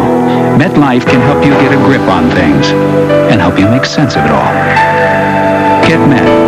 It pays. Enterprise rent-a-car for my trip? Looks expensive. It's not expensive, Mom. They pick us up? Sounds expensive. Pickup's free, Mom. Well, if it's not expensive, why didn't I get a convertible? Pick Enterprise. We'll pick you up. This is no ordinary toothbrush. This is the Braun Oral-B Ultra, clinically proven to remove plaque better than an ordinary toothbrush. Dentists say change your toothbrush every 3 months. We say change it forever. The new Braun Oral-B Ultra. This is the Pontiac Bonneville, one of the world's most powerful sports sedans. The luxury of the driver's command center surrounds you with 12-way adjustable seats, steering wheel stereo controls, and a powerful supercharged engine. Order this free video information kit and see for yourself why J.D. Power & Associates rank Bonneville most appealing premium midsize car. Just call 1-800-443-4444. Valvoline Halftime 96. Brought to you by Valvoline, the #1 choice of America's top mechanics. People who know use Valvoline. From our New York studios, John Saunders and Todd Blackledge. Welcome to Valvoline Halftime 96. John Saunders and Todd Blackledge. Do not adjust your set. Just pretend we're on the radio. Some technical difficulties here in New York, and thus you will not see us. But you will see Danny Werfel, introduced on Senior Day. It is his house. Here he goes 56 yards to Jacquez Green. Green with a nice little move right here. That's what frees it up. Well, speed kills. You know that, and Florida has plenty of it at the wide receiver. Jacquez Green, all he's got to do is get the ball, get some open space, makes it a touchdown. South Carolina punter Courtney Levitt has it blocked by Terry Jackson. Mike Peterson returns it 9 yards for a touchdown. Now, last week against Vanderbilt, Florida struggled. They got the wake-up call, though. Yeah, they certainly got the wake-up call. They came back, made some good plays. Danny Werfel had a good day. Didn't have a lot of completions, but what he did was he completed them for big yards, 290 yards and a couple touchdowns, and for the Gators, 21 straight SEC victories. Penn State against Michigan, and Joe Paterno chewing on the fingernails, looking a little concerned there. Punter Paul Peristeris has it blocked by Wes Dullum. Ahmad Collins recovers it for a touchdown. They go for the two-point conversion. It was no good, but again, the turnovers killed Michigan. Yeah, Scott Dreisbach the last couple weeks has really had a problem. Here he's picked off one of 3 interceptions on the day. He also had a key fumble that he lost in the ball game. A tough way to go for Michigan. And Curtis Enos goes 38 yards. He goes over 1,000 yards on the season, and Penn State prevails 29-17 for Scott Dreisbach. 8 turnovers in the last 2 weeks for Michigan, 10. Yeah, and the other side of that coin, Penn State has forced 14 turnovers in the last 3 games. When you do that, you're going to win football games. Arkansas against Tennessee. Peyton Manning limping a little bit. He would return to the game, though, and he hooks up with Marcus Nash, 9 yards on this touchdown. And then Peyton Manning to Joey Kent, 7 yards on the touchdown as Tennessee came back. Arkansas hung in there early, but Tennessee blows them out late. Arkansas is very young. 30 of their top 44 players are freshmen and sophomores, not good against a quarterback as smart as Peyton Manning.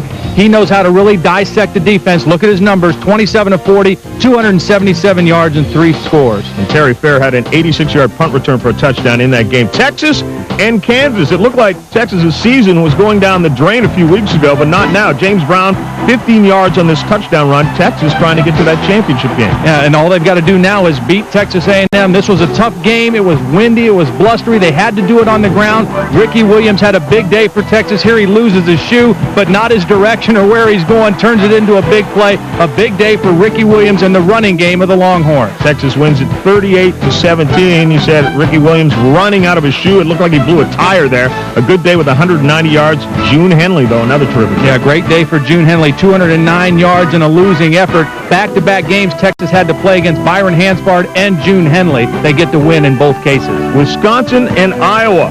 Iowa with a terrific day, and Cedric Shaw, one of the reasons why, but quarterback Matt Sherman here hooks up with the tight end Chris Nipper, 8 yards on the touchdown toss, 17-0. Cedric Shaw then goes 33 yards on a touchdown run, and Iowa very impressive. Very impressive, good balance on offense, but the real story was defense. In the first half, they held Wisconsin to 8 yards and 0 first downs. Iowa has not lost to Wisconsin since 1976. Cedric Shaw, 3 touchdown runs in the game. NC State and Clemson. Clemson had won 4 in a row, make it 5 in a row. Raymond Priester with a 27-yard touchdown run there. Clemson 40-17 is the final. Temple and Boston College. Temple led this one for a while, but Omari Walker had a great day. Yeah, Omari Walker has been one of the few bright spots for Boston College. He eclipsed 1,000 yards for the game today. Omari Walker also had 3 touchdown runs. Dartmouth and Brown with the Ivy League at stake. Brown quarterback Jason McCullough throws it deep to Sean Morey in the end zone. Under 10 seconds remaining, they could have won it with that, but they do not get the completion. So Dartmouth gets to celebrate with the Ivy League title, 27-24. Elsewhere in the Ivy League, Columbia over Cornell, 24-10, and in the Mid-American Conference, Ball State beats Toledo, 24-14. The Yankee Conference, all of these schools headed to the Atlantic 10 next year, so the final year of the the Yankee Conference. William & Mary a winner. Villanova over James Madison, and Delaware knocks off Rhode Island. Elsewhere in the East, New Hampshire and Boston U, 31-10 the final there. Buffalo over Maine, 35-31, and Colgate knocks off Lehigh, 30-23. Furman and Marshall are the story in this game. Marshall gets the victory. But Randy Moss, his 26-yard touchdown reception, 11 straight games with at least one that breaks Jerry Rice's record. And I'd say he's Eric Kresser's favorite target. Kresser has thrown 23 touchdowns, 19 of them to Randy Moss. All right, stick around. We'll continue with more of Valvoline Halftime 96 right after this. Presenting the Valvoline Xerox Big Play Rebate. Get $4 back on a case of Valvoline or $6 on a 3-pack of Xerox Antifreeze. It's up. It's good. Whoa, Nelly. People who know use Valvoline. The Pontiac Firebird waits. 305 horsepower comes to life. Ram air induction turns air into fuel in a rush. Firebird, you're ready to fly.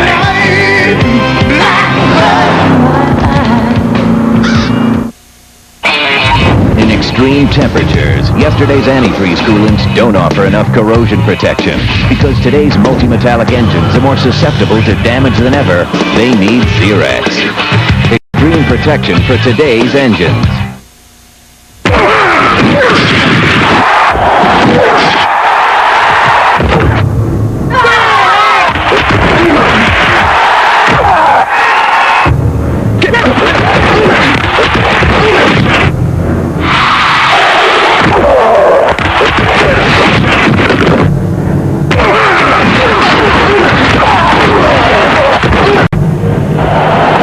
Big 12. Togetherness.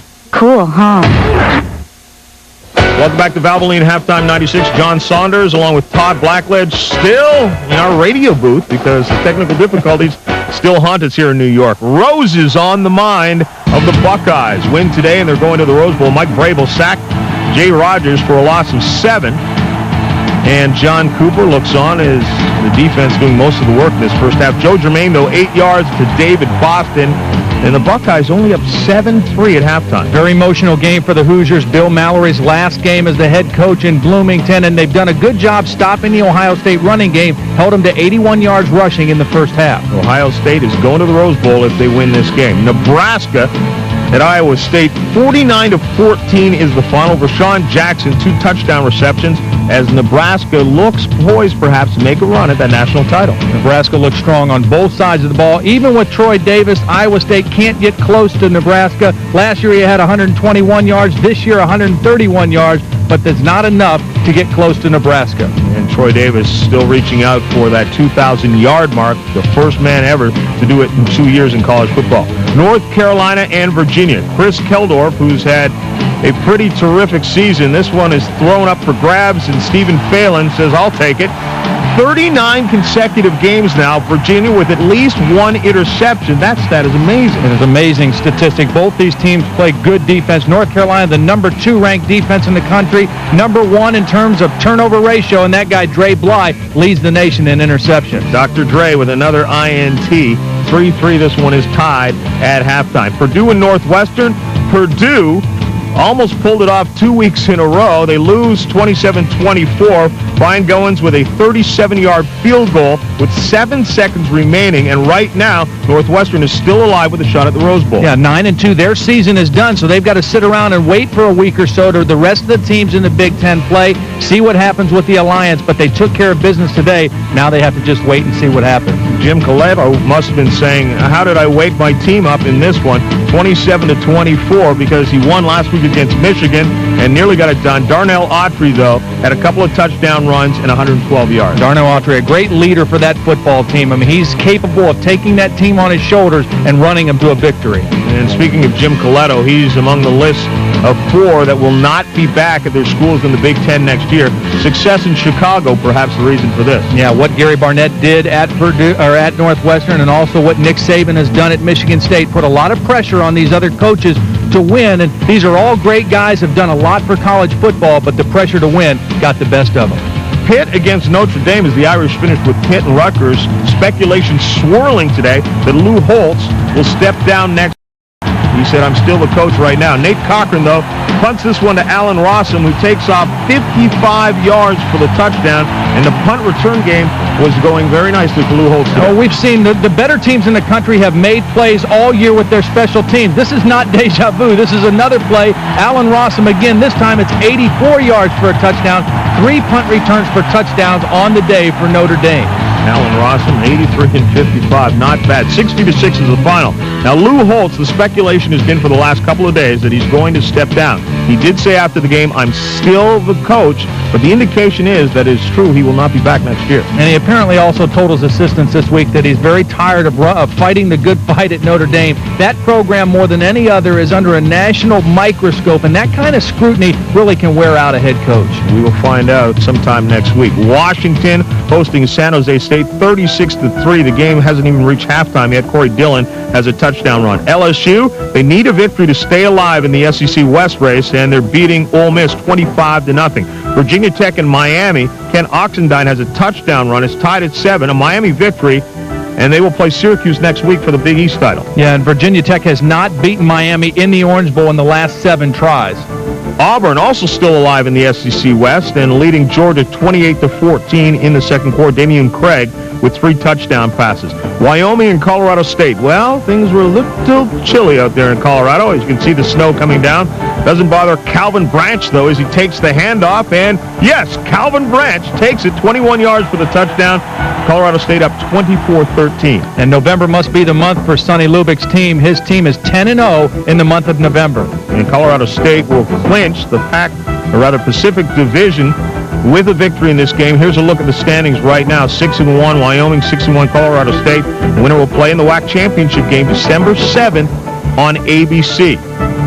UCLA and Arizona, 14-7 is the score at halftime. The loser of this game is not going to a bowl game. Yeah, won't have enough wins to qualify the 6 wins against Division I opponents. So a very important game for both teams if they hope to be in the postseason. Arizona undefeated at home this year, but they're down. Washington State and Stanford tied at 14 apiece now in the third quarter. Missouri against Baylor. It's in the fourth quarter, 28-21. Both teams out of the race in the Big 12. Texas Tech against Southwestern Louisiana. Byron Hanspard, a 6-yard touchdown run and a 65-yard touchdown run. Texas Tech up 49-21. Byron Hanspard has now gone over 2,000 yards for the season, 257 yards on the daytime. Yeah, an amazing year for him. Troy Davis is probably going to go over 2,000, both of them in the Big 12 Conference, the only conference in the country that gains more yards running the football than throwing it. Kentucky has won 3 games since Bill Curry. It was announced that he would get fired. 25-0, the final now over Vanderbilt, the same Vanderbilt team that gave Florida a very good game last week. San Diego State and UNLV, John Denton runs back, runs away from a tackler, runs to his right, says, get on downfield, and then tosses it to Len Ware, 35-yard touchdown reception, as UNLV is looking for their first victory of the season. Navy over Tulane, 35-21. Chris McCoy had 2 touchdown runs. Ohio and East Carolina, 55-31 is the score there. Back with more right after this.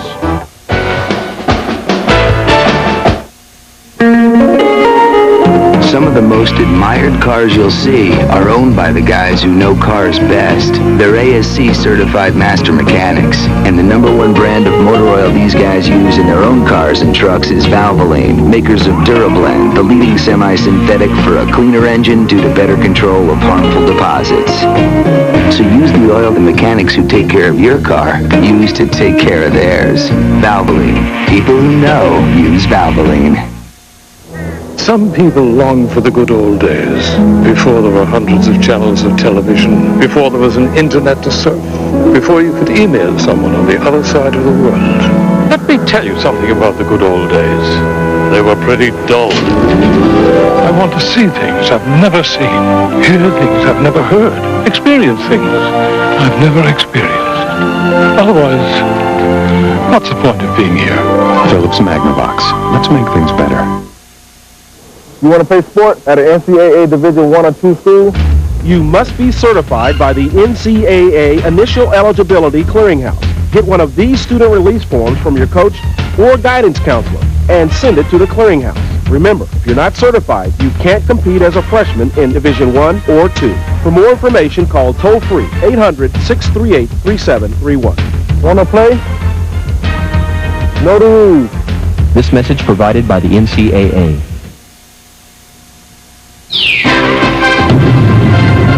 Valvoline Halftime 96. Brought to you by Valvoline, the #1 choice of America's top mechanics. People who know use Valvoline.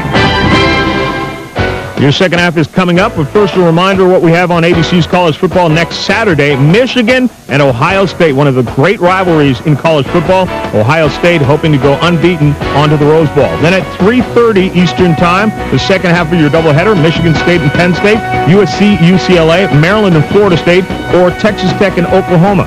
Check your local listings for games available in your area. We'll continue after this message and a word from our ABC stations. You've been thinking about getting a digital satellite dish. And thinking some more. Well, think about this. The people at Radio Shack can answer your questions. Plus, now they've got great deals. Own an RCA brand DSS dish with programming for about $1 a day plus installation. Up to 200 channels of select movies and sports available on USSB and DirecTV. Think about it. Better yet, stop thinking about it. Radio Shack, you've got questions, we've got answers. Like a rock,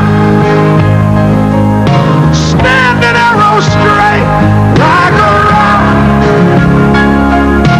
charging from the gate, like a rock. Last year, more than 6 million people got into a Chevy truck. This year, it'll be even easier. Chevy, the most dependable, longest-lasting trucks on the road. What are friends for? To good friends. To good friends. Sooner than later, we'll murder them. With a friend like this, who needs enemies? Antonio Sabato Jr. guest stars on an all-new Lois and Clark ABC Sunday. Nobody said being friends with us is easy. She'll do anything to save her boyfriend from a gang, even have his baby. You cannot sacrifice yourself for him. The episode you can't miss. If he stays in the gang, he's gonna get killed. What else do you expect me to do? Dangerous Minds, ABC Monday. The strength and beauty of a thoroughbred. The power of a Vortec engine. The ride of a champion. The comfort of a roomy interior. And right now is a great time to get all the power, grace, and style of a 96 Sierra by GMC. Now, before the 96 model year comes to an end. Sierra by GMC. See your GMC dealer today. McDonald's! The only place to get your hands on Taz and these other Looney Tunes stuffed characters from Space Jam. Just $2.99 each when you buy a new deluxe or any other large sandwich. Space Jam at McDonald's. Come hungry. Leave stuffed. Hate mornings. McDonald's gives you a good reason to get up. The bacon, egg, and cheese biscuit for just 99 cents. You know the saying, if you snooze, you lose. Have you had your break today? We're the store for sports and outdoors. Academy, the right stuff, the right price. If you want the great look of Lee, Academy has the Lee denims and Lee casual wear to fit your lifestyle. Stepping out, hanging out, or just out for fun, Academy has the Lee jeans and casual wear to keep you looking good and feeling great. Get the brand that fits, Lee denims, at Academy. The right stuff, the right price. Academy. George Foreman and Eric Norgard, Saturday on Tell It Like It Is.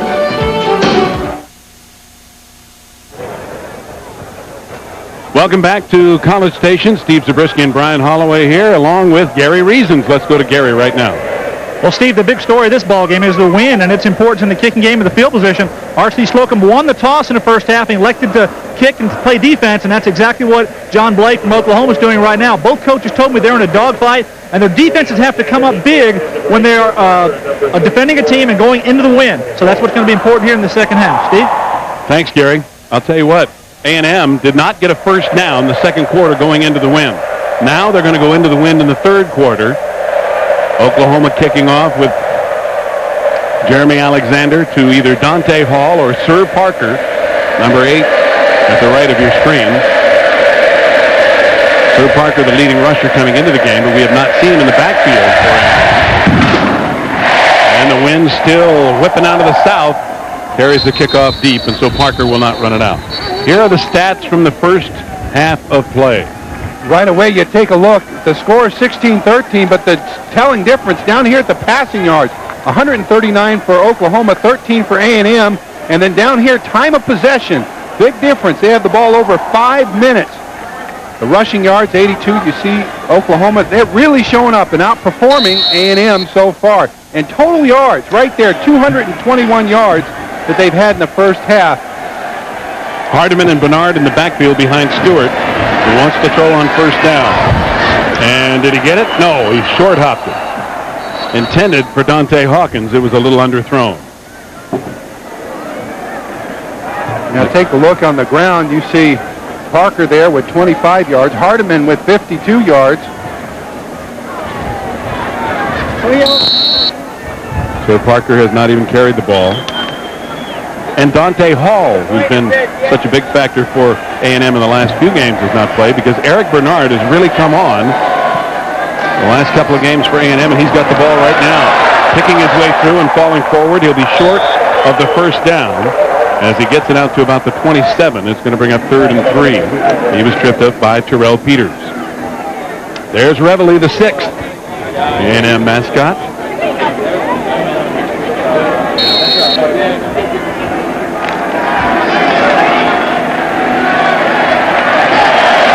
So a big play early in the 3rd quarter. This 3rd down, almost 4 yards to go, and Bernard will not get there. The Sooner defense, led by Chris Justice, Terrell Peters, and Baron Tanner, bringing that play out and not allowing the corner to be turned. This gives you a good look at the outside speed there of that Oklahoma defense, the way they're able to move down that line of scrimmage, stuffing the blockers before they get past the line of scrimmage. Shane Leckler on to punt again into the wind as he was in the 2nd quarter, and Jarrell Jackson back for Oklahoma. Jackson takes it at about the 38 and flags all over the place. I don't think he called for a fair catch. Kyle Lednicki, who snapped the ball, was the first A&M player down there. A 35-yard punt, which is not too bad, into that wind. Leckler had a 42-yarder into the wind in the 2nd quarter. You play a little bit of a guessing game when you want that ball to come down and the defenders are coming in on you. And sometimes you think you can catch the ball at the last moment and get that step and break. Sometimes you end up with a massive headache. Well, the rule is the defending team has got to give you at least 2 yards.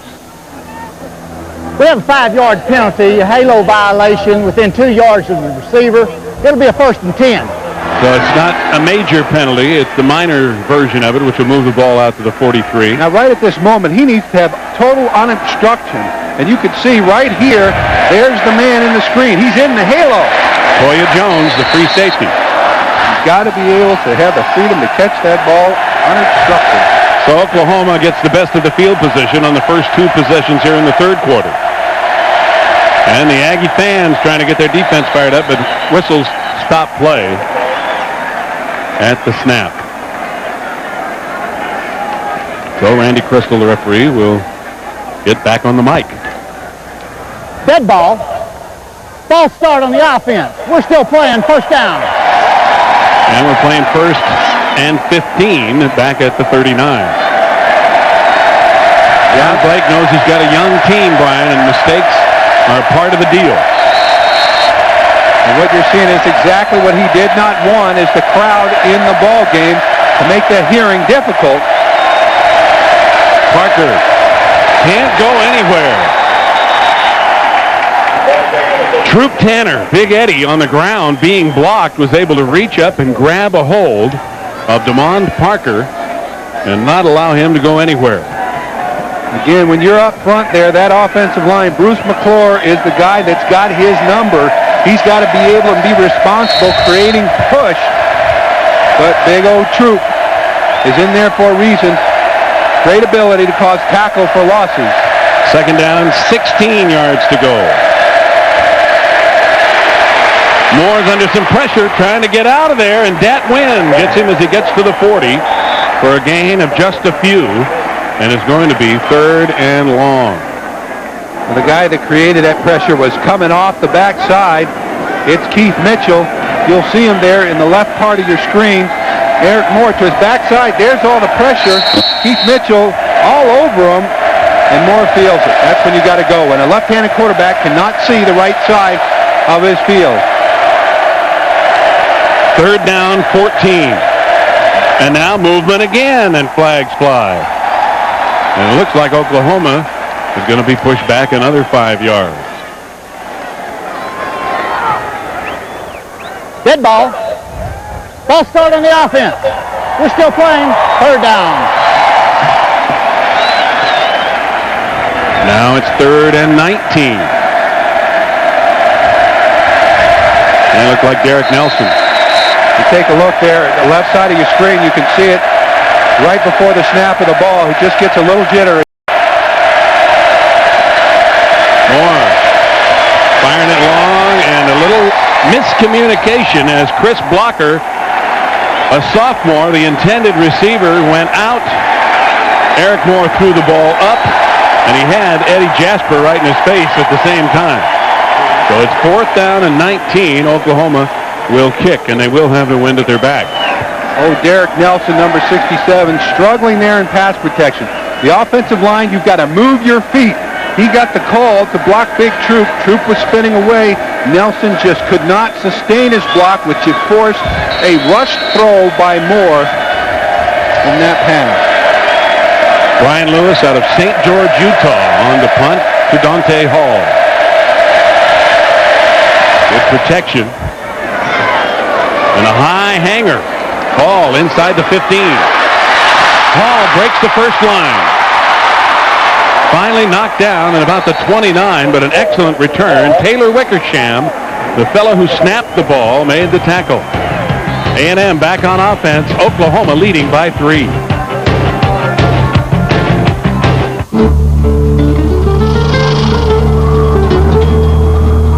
It's the only one out there. And here it comes.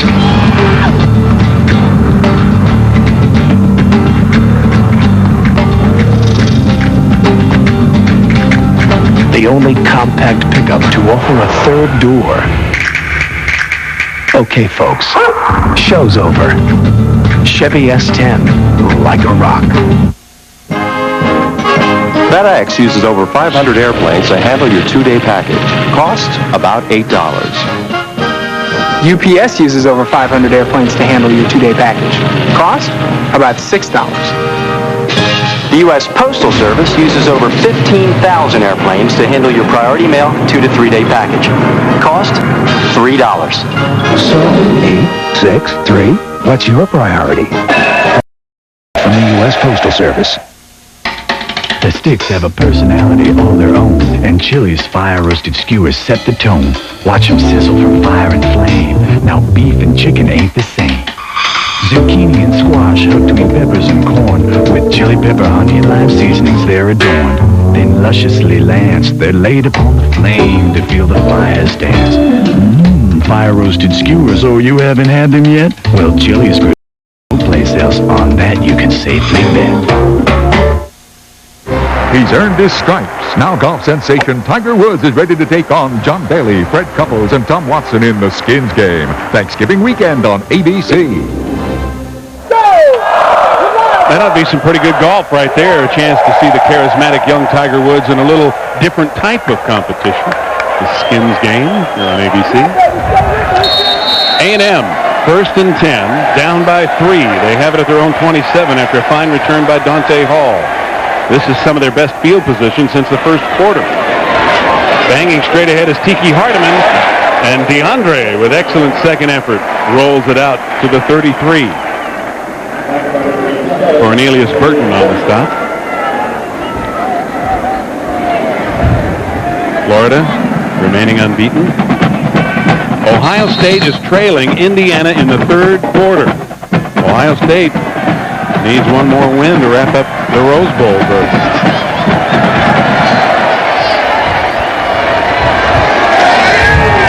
Eric Bernard. Well, that hole closed in a hurry as the Sooners came down, led by Baron Tanner, right at the line of scrimmage.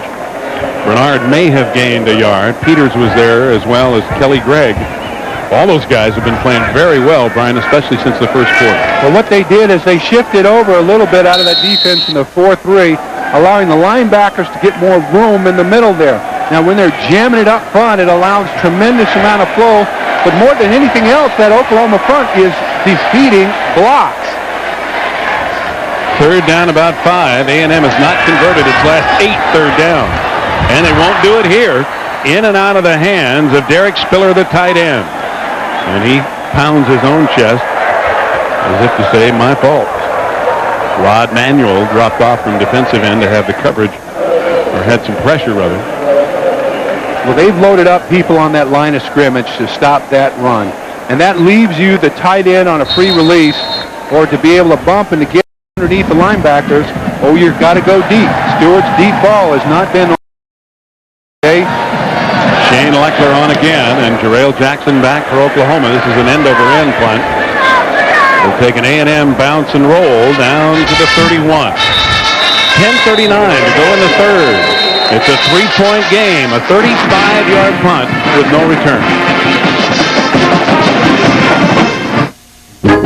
Hail to the victors valiant, hail to the conquering heroes, hail, hail to Michigan, the leaders and best. Hail to the victors valiant, hail to the conquering heroes, hail, hail to Michigan, the champions of the West.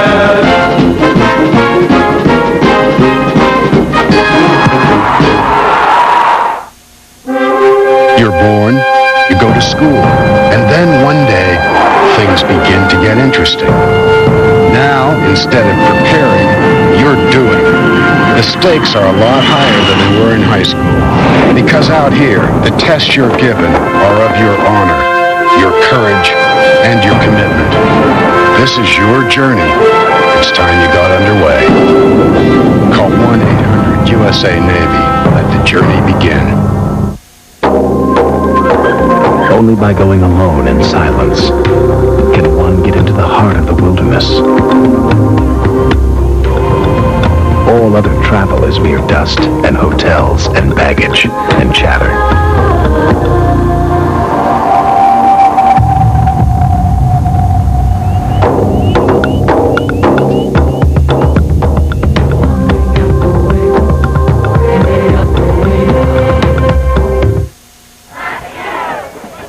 College football on ABC Sports, brought to you by Chevrolet Trucks, the most dependable, longest-lasting trucks on the road, and the United States Postal Service.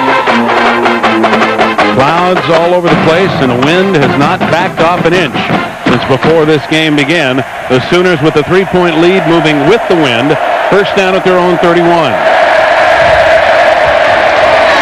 Parker with a good first down run of about 7 or 8 yards. And let's check in with John Saunders for an update. John. Steve, Ohio State looking to wrap up the trip to the Rose Bowl with a win against Indiana, but the Hoosiers not cooperating. Jay Rogers, 34 yards to Versi Gaddis, gets it down to the 15. 5 plays later, Rogers on the option, fakes the pitch right there and takes it in for the touchdown. Ohio State has the ball back following an interception, and they are marching, but they're down 10-7. Steve. Thank you, John. I'm sorry that we're not getting to see your and Todd's handsome faces today, but we trust everything's all right in the studio. Ohio State rolling until today. I'll tell you what, after Purdue and what else has happened, who knows what's going to happen.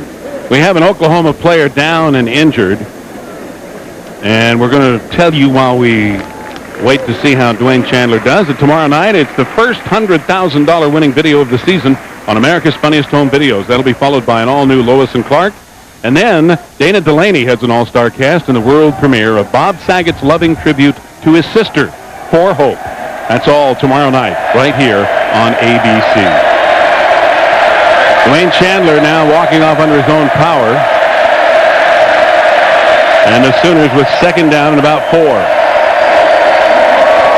And they get it to the big guy, Jermaine Fazan. And Pat Williams wraps him up well short of the first down yardage, as he will gain just about a yard. Pat Williams, a JC transfer from Northeast Oklahoma. As a sophomore, he earned Southwest Conference Defensive Player of the Year, 6'1", 275 pounds. He's one of the guys in that rotation there in the middle. We haven't seen much of him yet this game. On third down. Moore has time. Did he get it? No. The lead official says the ball hit the ground. Gerald Williams made a fine effort, covered by Donovan Greer, but the ball a little underthrown, and A&M holds.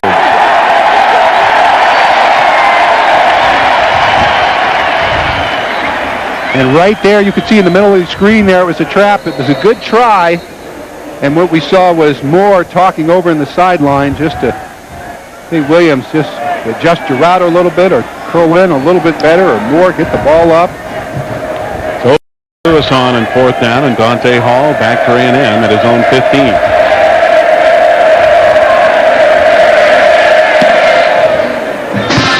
Another high hanger from Lewis. Ball takes it at the 15. Trying to get outside. Still going. And Lewis, the punter, over to help bump him out of bounds. But a great return by the exciting Dante Hall. A 48-yard punt, but a 38-yard punt return by Hall.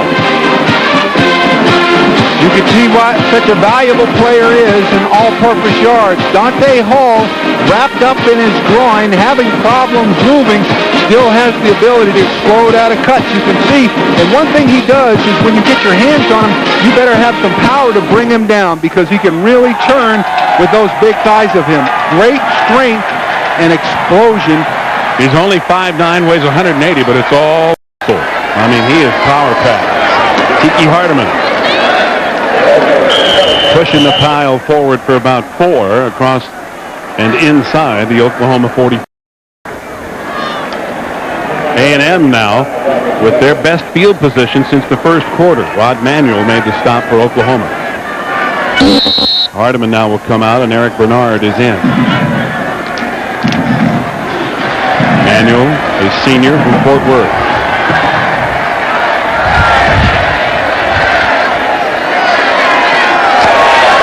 Bernard cutting it back nicely and bouncing down to the 40 where it's going to be third and about 2. Chris Justice making the hit for the Sooners. Now what they did is they brought in the counter play. They're going to pull Steve McKinney and Chris Ruhlman back there, and this allows you to see, you watch the linebackers, they're going to sit there and stutter step, and then all of a sudden they've got a flow for the fill. And coming up right there for the cutback, Peters there. You see him early there in the force. 3rd and 2 at the Oklahoma 40. Bernard straight ahead, tripped up on a fine play by Rod Manuel. And it's going to be very close. Manuel was being blocked and managed to get an arm out and catch a hold of a foot or ankle of Eric Bernard. And he got a face full of turf, too. Rod out of Texas, Fort Worth, Western Hills High School. You saw him break through the line of scrimmage there and accelerate down the line. Now what happens when you see him making a great play like that, all of a sudden it gives you a tip. First down, A&M, their first down since 8 minutes in the first quarter. And that tip is that when you close so hard, it means that you are open and vulnerable to a bootleg. Let's see if they picked it up. From the Oklahoma 38, A&M trailing by 3. We're in the third quarter. Bernard trying to cut back again, and he will lose yardage. Back to the 40, and again, let's go to John Saunders. Steve, North Carolina facing Virginia and hoping to stay in the Alliance Bowl picture. Chris Keldorf breaks a 3-3 tie, going 8 yards to Octavius. 10-3 North Carolina, and the Tar Heels on top. We'll keep you up to date. Steve, let's take it back to you. Thank you, John. You kind of had to figure that game was going to be a defensive battle going into it, the way Virginia and North Carolina have been playing defense. Second down, about 12 yards to go. Stewart on the out route. Dante Hawkins, no. He did not come up with the catch. The head linesman right over there in front of the play to see it. And it's going to be 3rd and 12. You see on the play, you've got to get rid of the ball quickly. He does that, but that ball is thrown. It's thrown a long way. You need velocity to carry it across the field, and you see it tailing off there just at the end.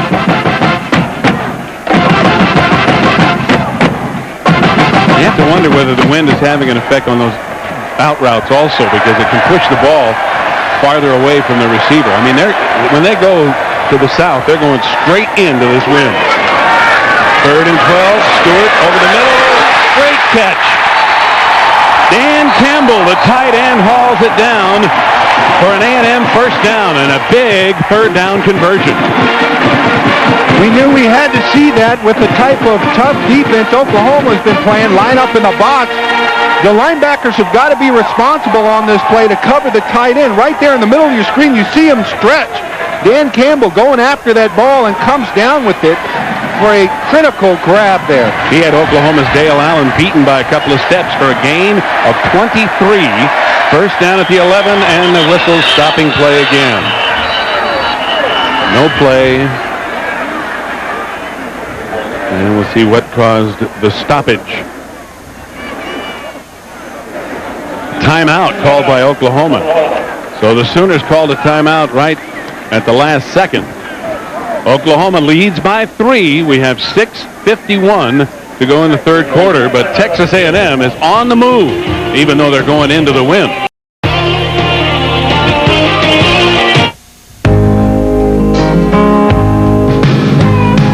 Like a rock, I was strong as I could be. Like a rock,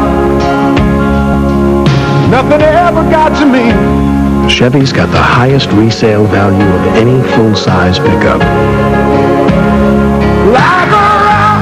Of course, to find that out, you'd have to sell it.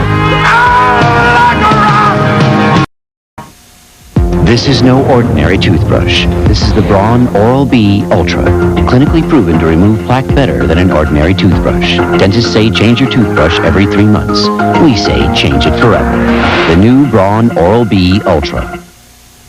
What do you get when you cross a high-quality conventional motor oil with an advanced formula synthetic? A revolutionary oil that protects better than regular oils, yet costs less than full synthetics. DuraBlend from Valvoline. Valvoline's the #1 choice of top mechanics.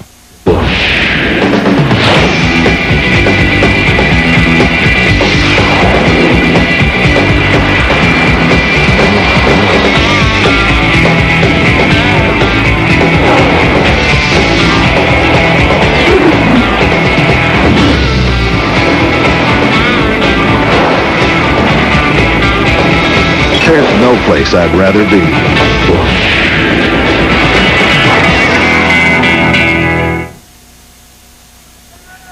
A&M has 4 runners over 400 yards each this year. The last time they had it, Paul Bear Bryant was the coach, and that was back in 1956. John David Crow, who would go on to win the Heisman Trophy in 1957, did most of the ball packing in 1956, but he had 3 other guys, Osborne Taylor, and look at that 4th name, another guy that went on to prominence elsewhere in football, Jack Pardee, a part of that 4-man backfield for A&M in 1956. From the 16, A&M with a 1st and 10. Oklahoma leading 16-13. Hardiman, nowhere to go. Hit at the line of scrimmage and pushed back, led by Terrence Malone, who's in at linebacker. Let's go down on the sidelines to Gary Reason. Steve, I'm joined on the sideline by none other than John David Crow, who's now the Director of Athletic Development here at Texas A&M. And John David, did you ever think that your record back in '56 would be broken? Well, yeah, I didn't. It surprised me that it hasn't been broken by a number of football players out here. R.C. Slocum is a lot like Bear Bryant, and that they like to rotate backs, and that was the case in '56 and now in '96.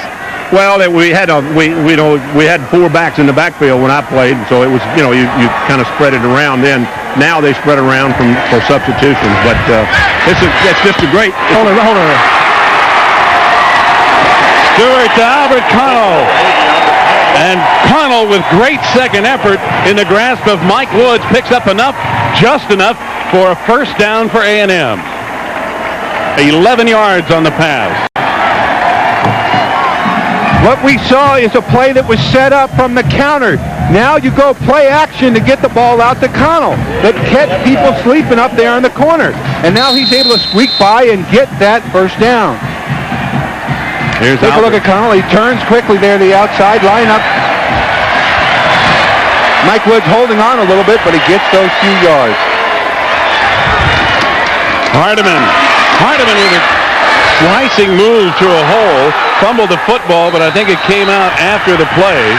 The officials are ruling it to be 2nd down, even though A&M did recover it, as Cameron Spikes came up with the football, but the ground caused it. Hardiman got it down to the 2. People flying all over the line there. Spikes getting downfield saying, no, it's my ball. Hardiman says, let's take it right up there. Remember, this is the Aggie team that exploded with 319 yards rushing in the second half versus Baylor last week. A&M trailing by 3 points. This is the 10th play of this drive. Hardiman As a blocker, touchdown.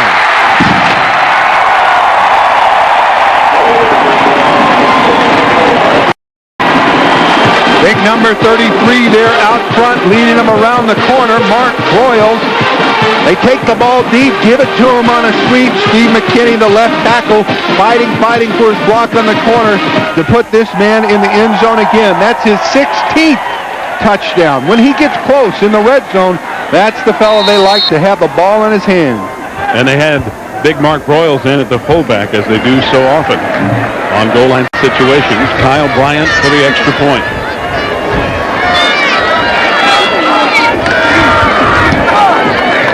It is good. Just over 5 minutes to go in the third quarter. The first points of this game scored against the wind come on this drive by A&M, culminated on the 2-yard run by Hardeman. Let's take a look at the play. You're going to give it to the ball deep. At the snap of the ball, you're going to see right here, this is where all the action is going to take place, coming hard off the corner. The ball's given to Hardeman right here. Now freeze it right here. You can see the blocks made, and he now can go inside or outside, and Hardeman's going to cut right up underneath there. You can thank Mr. Broyles there to lead the way. Mark Broyles, as he does so often, throwing a key block for Hardeman. One of the main reasons Hardeman has 16 touchdowns. And let's go back down again to Gary Reason. Well, John David, you had a nice year in 1957. You won the Heisman Trophy. Actually, you're the only Heisman Trophy winner for Bear Bryant. That's got to be special. Tell me what you think about the Heisman this year and possibly Brian Hanspart from Texas Tech. Well, I think it was certainly an honor for me to be Coach Bryant's only Heisman winner, and Texas A&M's as of yet, and I hope that we'll have one shortly. But I really feel like that, in my opinion right now, the quarterback at Florida is the front runner, but kid out at Texas Tech is really a great football player and a great runner, and that's all I can understand. He's a great individual, and that goes a long way in getting my vote anyway. John David, we appreciate you joining with us. Thank you so much. What a great player he was, and what a great addition to the athletics here at A&M he has been. Former athletic director, now director of athletic development, and they may need a finger on that ball. Yep, Donovan Greer is going to help out. 20-16. A&M has come back now to lead by 4 after trailing by 3. Brandon Daniels and Jarrell Jackson back for the Sooners. Now Kyle Bryant kicking right into the teeth of that wind.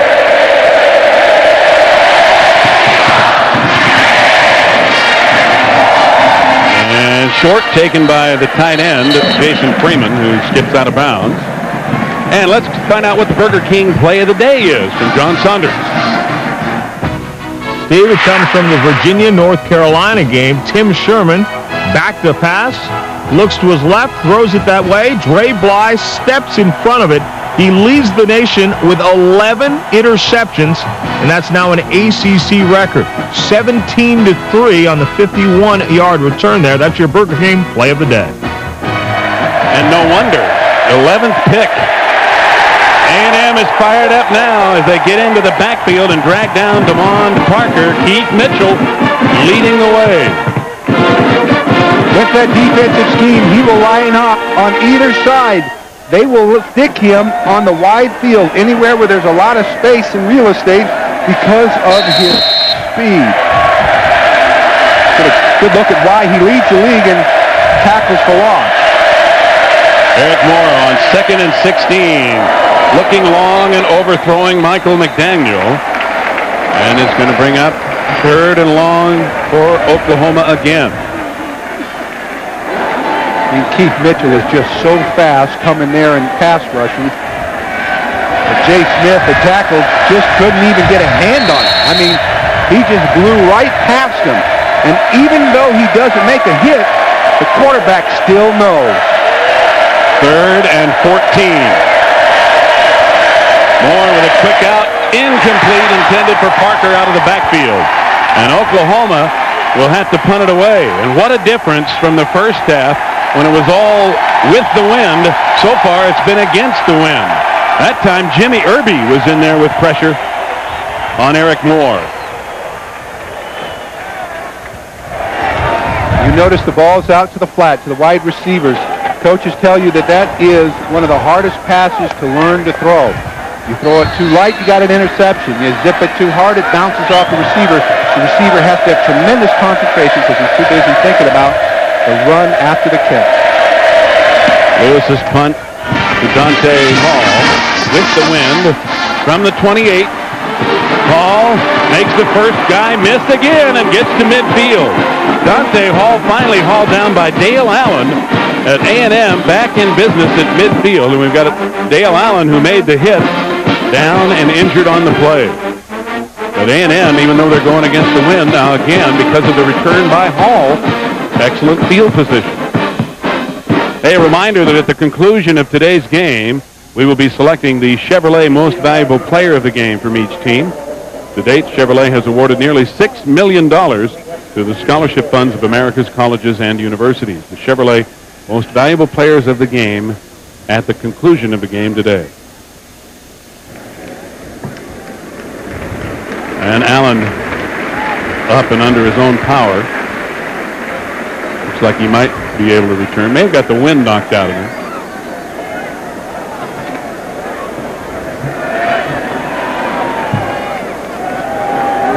So the Sooner defense will have to rise to the occasion here because A&M again does not have far to go. And last time, Brian, they did a really good job of moving the ball against the wind, something they could do nothing with in the second quarter. That's because they're able to use that play-action pass very effectively. They've made some adjustments. We're seeing those adjustments. Eric Bernard, he goes nowhere. Big number 92, Baron Tanner, who's been a force in the middle, along with 97, Kelly Gregg. Tanner, you take a look at him. You know, he's a big guy. You almost see, you know, maybe he's a little bit too heavy, needs to lose some weight. But, boy, you watch him, he really moves well inside. He can spin on a dime. He throws his blockers off there. He has great hand control and body lane. And with that big body leaning on you, you can create some force. That tells you one thing. He's pretty strong. Bernard again, trying to get to the corner and cutting it back up. Kelly Gregg was waiting for him as he cut back, and big Kelly Gregg going down the line quite well. Kelly caused all sorts of problems inside there. Again, they're running the counter. They're really trying to get this counter on track, A&M. They know it works well to set up so many of your passing plays, but they're really having problems getting to the perimeter because of that Oklahoma speed. You see just over 3 minutes left in the third quarter. A&M has owned the third quarter this year against its opponent. On the slant, and do we have a flag or not?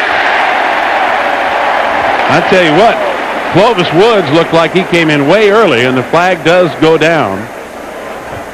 Woods, a redshirt freshman out of Fort Union, Virginia, just a little premature on the contact. You know, I don't know if he thought the ball was already caught or what. You saw the look on his face. He says, no, not me. Holding on the defense. It's a 10-yard penalty and an automatic first down. Well, it's not interference. It's actually holding, and we'll see it here. Take a look at the right part of your screen there. You could see he's all over him right there. He had him tackled even before he got the football in his hands. You can't do that. Leroy Hodge trying to run the slant. So that makes it 1st and 10, A&M at the Oklahoma 39. Play action, Stewart looking long over the middle for Connell. Incomplete. First it was almost caught by Albert Connell, and then Ghana Joseph had it in his hands for Oklahoma, and neither guy comes up with it. It was so close. This is exactly the play selection that they set up by the sequence of running the counter, having your guys pull, knowing what it draws the linebackers up who've been quick to fill. When they stop the play a couple times, then you're going to go deep, and this is exactly what you see here. You see him pulling. They think it's a counter, but no, you're going to go across the middle, and he's got his favorite receiver open. You think he's got it right there. Connell can't hold on. And Joseph can't hold on. Yeah. How frustrating. Dante Hall into the game. at running back, making people miss again. Finally dragged out of bounds at the 31 of Oklahoma. Justice on the tackle. A&M has really been something in the third quarter against any opponent this year, regardless of whether they've won or lost. And it's despite the fact that Oklahoma has been a strong second-half team. Look at this stat. The Aggies have outscored their opponents 106 to 25 in the third. Here, they have the only points of the third quarter to lead now, 20 to 16. Third down. About 2 yards to go. Ball has a hole. Spin move, first down. Dragging a tackler inside the 15. Terry White just went for a ride on those powerful, albeit short legs of Dante Hall. And there you have it, 4 running backs over 500 yards. And take a look, the great counter in the end zone, he breaks, and now he's going to accelerate with that great spin move, and now I'm going to drag you. You think you got me? Let's go. We're going for a ride. Pull you downfield. Let me show you what football is all about. Yeah. Look here, in front of all your friends, I'm just dragging you all over the field. The old sled drill right there. Well, we've got an A&M player shaken up. Calvin Collins, the center, shaken up on the play. And timeout is called as Collins is escorted off the field, limping rather badly. 2:34 to go in the third quarter. Dante's big run has given A&M a first down at the Oklahoma 14. Anytime you've got a big man in the middle with groin or knee injuries there, it looked like he was favoring one of his legs. That means you've got to come in with another center. And, oh, look at that. Ohio State's got that thing all tied up.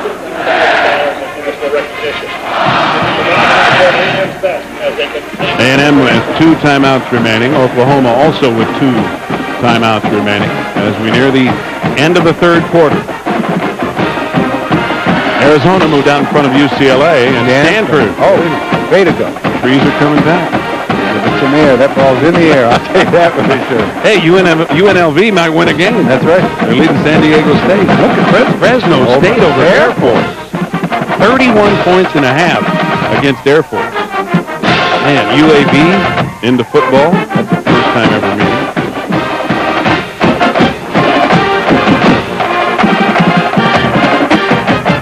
Surprises. No surprise that this game is toe-to-toe, face mask to face mask, and tight with a 4-point A&M lead with 2:34 to go in the third. Kobe Hadgrad is into the game in center, replacing the shaken-up Calvin Collins. Hadgrad is a junior from Conroe, Texas. The first thing he's thinking about is snap. Get the snap back. There goes the big man, Mark Royals, in the middle. And he powers down for a gain of 3, close to the 11.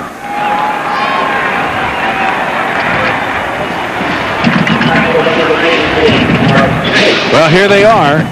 Dante Hall now over 500 yards to join the rest of the Fab Four.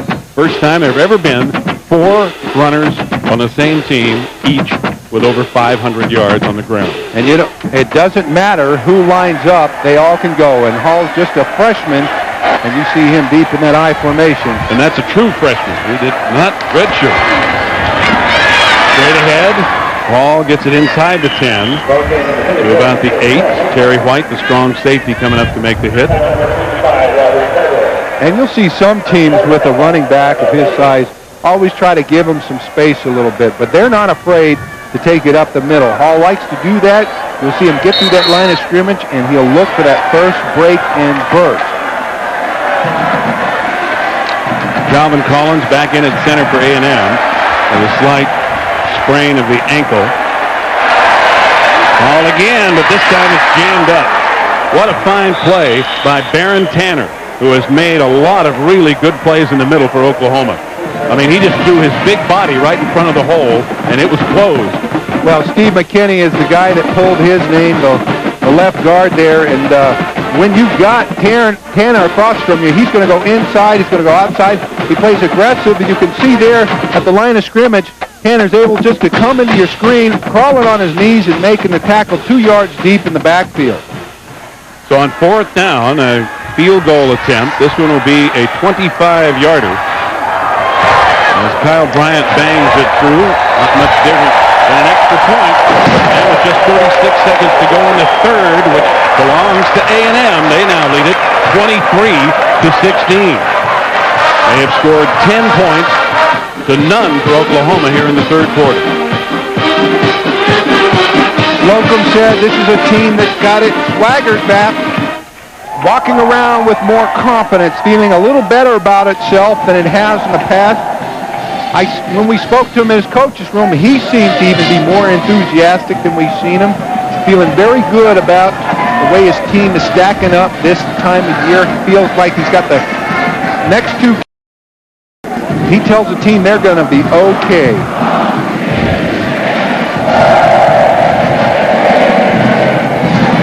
A&M, of course, with an opportunity still to win the Big 12 South Championship. Here's what else has happened, and it is happening in the Big 12 today, as Texas beat Kansas.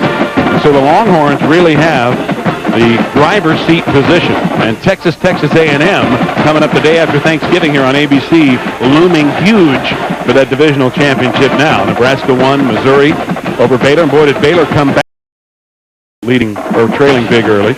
And Texas Tech, of course, in a non-conference game all over Southwest Louisiana, and Texas Tech with a shot to win it, and they will be at Oklahoma. And we will have that game for you next Saturday here on ABC as game 2 of our doubleheader, 2:30 Central. Oklahoma did not manage a first down so far in this third quarter. A&M didn't have a first down in the second quarter. High and very short kick, and it's going to go out of bounds. So it'll be Oklahoma's ball at the 35. Jason Freeman, the tight end, over calling for the fair catch, but it went well out of bounds. That wind really took it like a sailplane. You know, and I bet he's not even intentionally trying to put the ball that high. You know, he has the ability to drive it down the field, but that just gives you an idea of the kind of lift that wind is creating for that ball. And the wind has changed a little bit. It was blowing right directly up the field before. Now it is blowing a little bit toward the far sideline. So it's coming a little bit more out of the southwest rather than directly out of the south.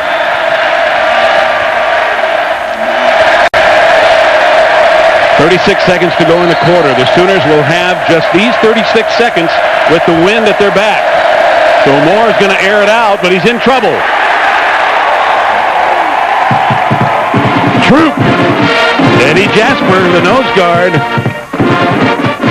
with yet another sack. Coming in, creating the pressure on it, down in distance. I don't know why you run a play action on a play like this. You know the ball is going to get aired out. It's going to affect the way you're able to pass protect up front. And with Big Troop there, you are not going to fake him out. Second down and 14 as he dropped Moore for a loss of 4. You see time running out in the quarter. And they don't get the play away. Oklahoma, with a chance for one more play with the wind, lets it go by. We'll return with more between Oklahoma and Texas A&M after this message and a word from our ABC stations.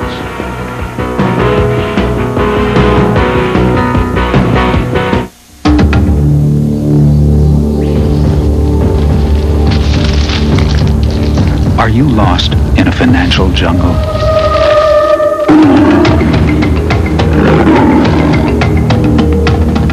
What you need is someone who knows the ropes. Someone you can count on for advice and financial information. MetLife can help you tame the risks and help you make sense of it all. Get Met. It pays.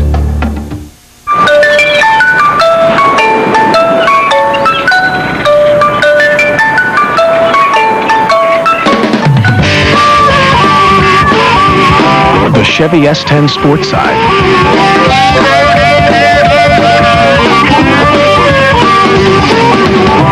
The coolest thing to come on the back of a truck since the Nutty Buddy.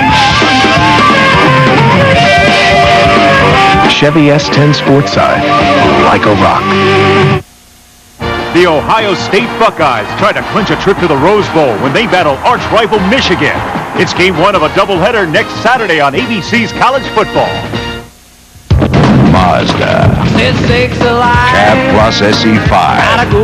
Customized with air, cassette stereo, sliding rear window, alloy wheels, and chrome bumpers. Cab Plus SE5. Let me go for a ride. Just $13,760, or buy a Cab Plus for $219 a month, $1,000 down payment. Just let me go for a ride. Mazda. Got a passion for the road. The legendary SE5.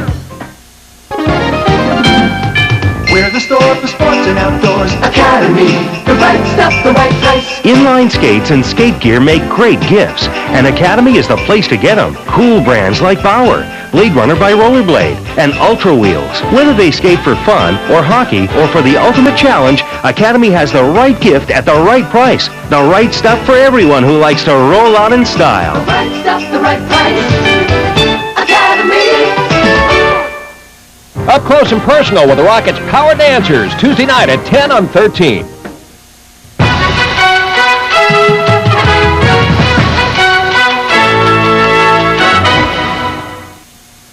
15 minutes to go in this one. Steve Zabriskie, Brian Holloway, and Gary Reasons for the final quarter here at A&M.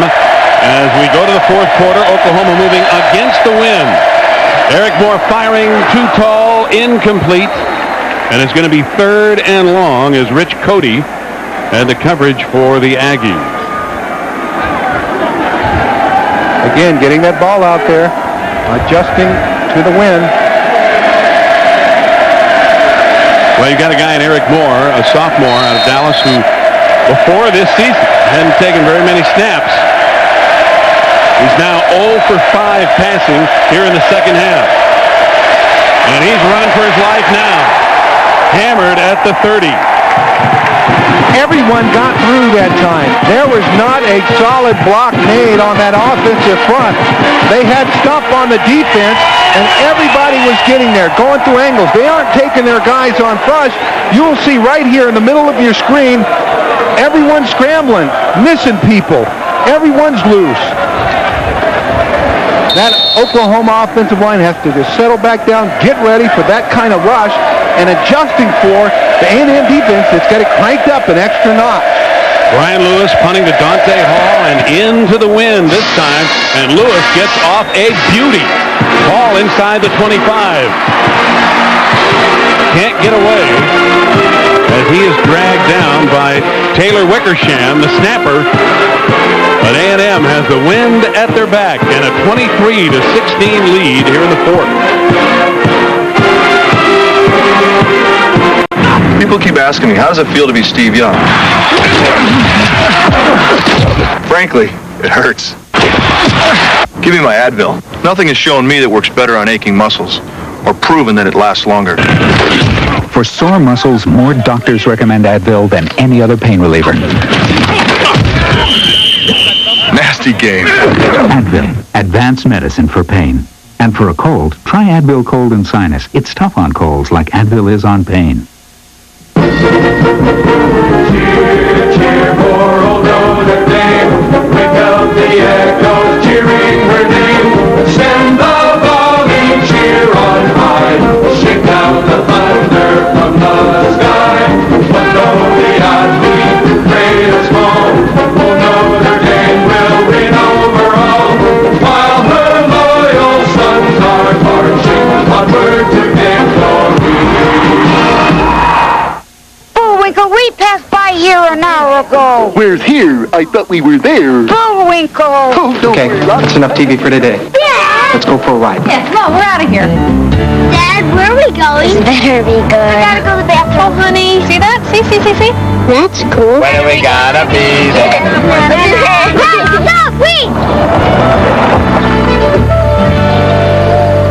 Dad, can we take him home? Ford Explorer, because the world's too big to be left unexplored. We're there. Sunday, it's finally here. They're the best of the best videos, but only one will take home the big prize. The $100,000 episode of Funniest Videos, ABC Sunday. You can see the flag still whipping atop Kyle Field here in College Station as the wind is at A&M's back for the fourth quarter. Bernard getting outside and up across the 40. 46 brought down by Anthony Fogle and Terrell Peters. Fogle had to get out there and make that good stop. That tackle was vital. You can see what A&M wants to do here. Just move the ball, run it, just like Slocum said. We're going to run the football and use the time. Let the clock run. And again, A&M shuttling in those tailbacks with each possession. Almost. There's a different guy out there. Hardiman, straight up the middle, has the first down as he crosses the 50, and we'll go to John Saunders again. John. Steve, the struggle continues for the Buckeyes against Indiana. 4th and 4. Joe Germain looking to move it a little closer to the end zone, but Joe King has another idea. He steps in front, grabs it. It remains tied. Indiana with the football. Steve. Thank you, John. 6:40 to go in that one, and a 10-10 tie. A&M with a first down at midfield. Eric Bernard, maybe a yard is all. Really good play by Travian Smith, who came up very quickly and messed that play up, and then Chris Justice came over from linebacker to finish off Bernard, a gain of 1. Justice, just a young fella, freshman, redshirt, has had to come in and fill in. He's done a nice job today, as well as Travian there. We saw last week that he would come up and fill so hard from his position. He'll really hit you, too. Play action. Stewart in trouble, and he's down. At the 46, Travian Smith coming hard from his right defensive end position, untouched for the sack. Well, Chris Ruman had the responsibility being back there to block the wide pressure. If you're playing that left side, even at 6'6", 295 pounds, you've got to get out of that stance quickly. And he knows he got beat on that first step.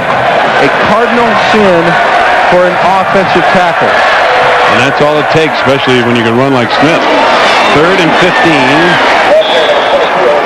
15. Kelly Gregg jamming up the middle again.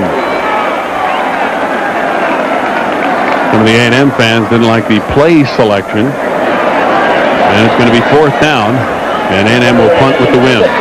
Now you take a look at this replay. On the left part of your screen over here, you're going to see Ruman again, but watch Travian Smith. He comes inside and gets held right there, and that causes the play to break inside. Shane Leckler on to kick. Jarrell Jackson back for Oklahoma at his 10.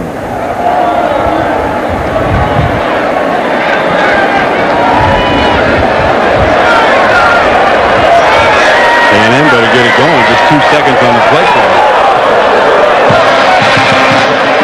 Jackson from the 13 gets a block and knocked down at the 25. Tackled by Philip Myers. Oklahoma down 23-16, has the ball. This is Ford Escort. It's new and it's nifty. It's made for the smart, the intelligent thrifty. It's new out and in, has airbags for 2. Even anti-lock brakes are available. Ooh, the trunk, it is huge to hold tremendous treasure. And if your treasure is of stupendous measure, the rear seat folds down to let bigger things in, still leaving room for your next of kin's kin. It has all the whatsits and gidgets, to put it concisely, and Escort's right price should suit you quite nicely.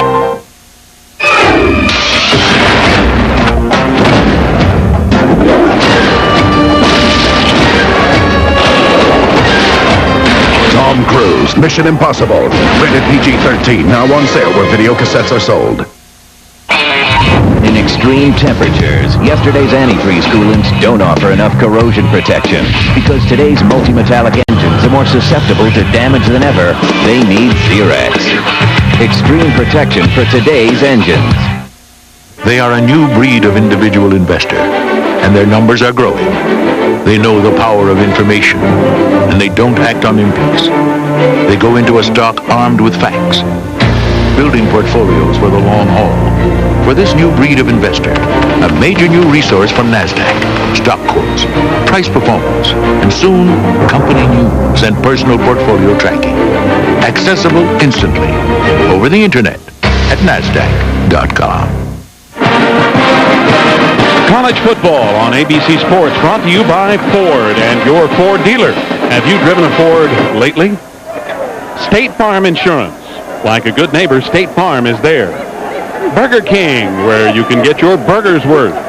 And Circuit City, the choice for price, selection, and service. 11:07 to go. Dat Wynn trying to get the defense and the fans fired up as Oklahoma has it first down, their own 25. Parker able to get outside, and here goes Damon Parker. Dat Wynn brings him to the ground at the 36, but it's a gain of 11 and an A&M, or rather an Oklahoma first down. Dat Wynn was shuffling back there deep, and he saw the play coming. He bounced off one blocker, and you could see him run and accelerate toward the play. If you watch him here in the middle of your screen, he's going to read it. He sees it's over there. Now he's moving.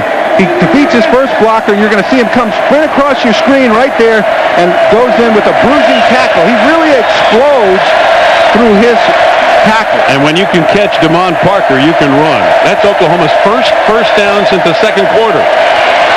Eric Moore trying the quarterback draw. Will gain 2 or 3 across the 38 in the grasp of Troop. Eddie Jasper, the nose guard. There's so many of these seniors. It's their last game. Calvin Collins, Keith Mitchell, Donovan Greer, Eddie Jasper, and they have got a sense of, we need to do it now. This is the game. This is a must. This is like a playoff for us today. Moore throwing back and incomplete as he throws it out of bounds. He had Michael McDaniel out there. Let's get another update on Ohio State from John Saunders. Steve, Ohio State and Indiana indeed, and the offense is struggling, so look to the defense. Jay Rogers, the freshman quarterback, chased by the freshman linebacker, Andy Katzenmoyer, who rips the ball loose, and it goes into the hands of Matt Finkus, and then he runs it to 45 yards for a touchdown. The Buckeyes have taken a 7-point lead. There's about 6 minutes left in this one. We'll keep you up to date. Steve. Man, what a way to do it. How about that play? It might have been the Burger King play of the day if it had happened earlier. Moore under pressure, throws it away, and it's picked off. You just can't do that. John Horn on the blitz all over him, and Philip Myers comes up with the football. You take a big chance when you're going to blitz your corner, but he did come hard off the corner. Moore didn't see him. And under pressure, he turns and he spins out. And what you see him, he's trying to get rid of the ball, throw it, release. Now he's just getting frustrated. You can't do that against this defense. The Aggie defense may have put it away as we have less than 10 minutes to go. First down. Dante Hall changing direction as he does so well, so quickly, to pick up a few yards inside the 40. Again, it was Justice around the football. He's been around the football a lot, has had to make a lot of tackles. They need to stop him on this crucial drive. But you can feel the momentum that has been part of A&M's history recently. Stewart on play action, complete to Connell. Albert Connell with the good hands at the 22 in front of Mike Woods for a first down for A&M.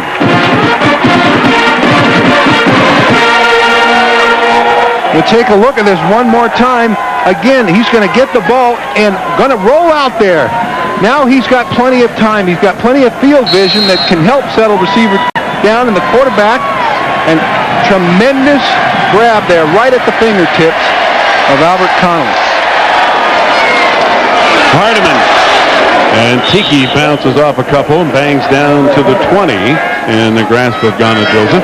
Hey, if time permits, we invite you to stay tuned for the Thrifty Car Rental post-game report featuring scores and highlights from all the games we've been showing you and keeping up with across the country today. Time permitting, the Thrifty Car Rental post-game report. Well, John Blake and his guys are up against it now. A&M driving, under 9 minutes left to go in the game. Ball getting a block on the corner, first down. And he just was bumped out of bounds by Ghana Joseph, the free safety, or he might have gone down the sideline into the end zone. We're going to hear so much about this young man there and his acceleration toward the outside. At any other team, in the Big 12. You'll see that kind of speed coming from him. He would be the starter. He is just so good. And remember, only a true freshman. It's his first year. He gained 11. Dickey Hardiman hammered in the middle. Kelly Gregg and Cornelius Burton closing down on the Hardiman sandwich. You know, I would love to see the statistics on Hardiman there in the red zone. He leads with so many scorings. I bet if you took a look at his numbers, this is a guy that just doesn't fumble the football in crucial situations.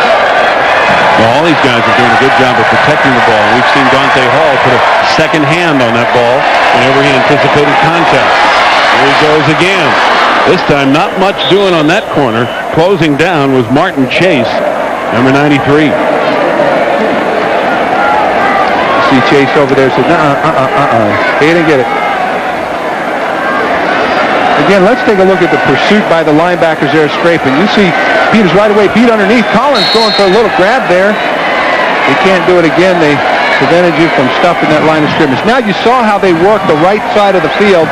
Let's take a look as they're lined up on the right hash. If they now take the ball and look to the left side. 3rd and goal from the 7, Dante Hall trying to cut back, picking his way, and he's down to the 5, and finally, with second effort to the 4. Ghana Joseph again on the tackle for Oklahoma. And he needed some help.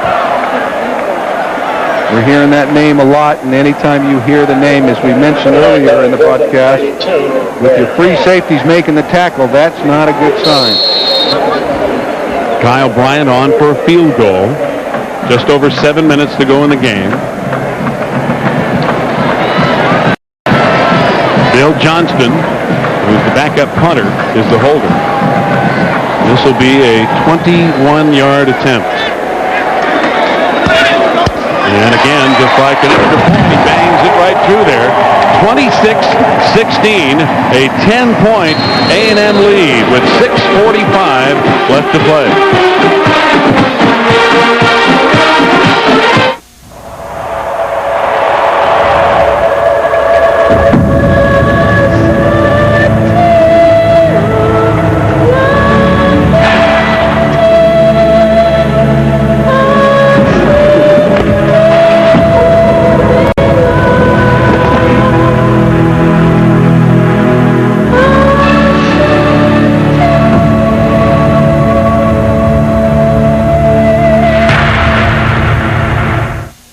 Mike Klein's been my State Farm agent for 9 years, and he's been a coach in the community for 3.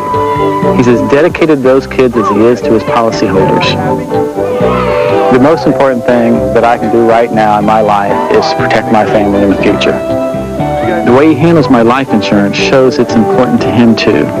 My other friends who have State Farm life insurance say the same thing about their agents. You know, I think there is something to this good neighbor business. State Farm is there. Green Acres is the place to be. Farm living is the life for me. I just adore a penthouse view. Darling, I love you, but give me Park Avenue. The chores. The stores. Fresh air. Times Square. Ford Explorer. It's at home anywhere. More sports tomorrow, 1:30 Central. Greg Norman and Fred Couples hit the Skibo Castle Links on Shell's Wonderful World of Golf. And then at 3, world champions Michelle Kwan and Todd Eldridge will be in special performances, plus the pairs and dance competition at the Thrifty Car Rental Skate America International. That's all tomorrow, right here on ABC Sports. As usual, it's Brandon Daniels and Jarrell Jackson back for Oklahoma. The Sooners have 6:45.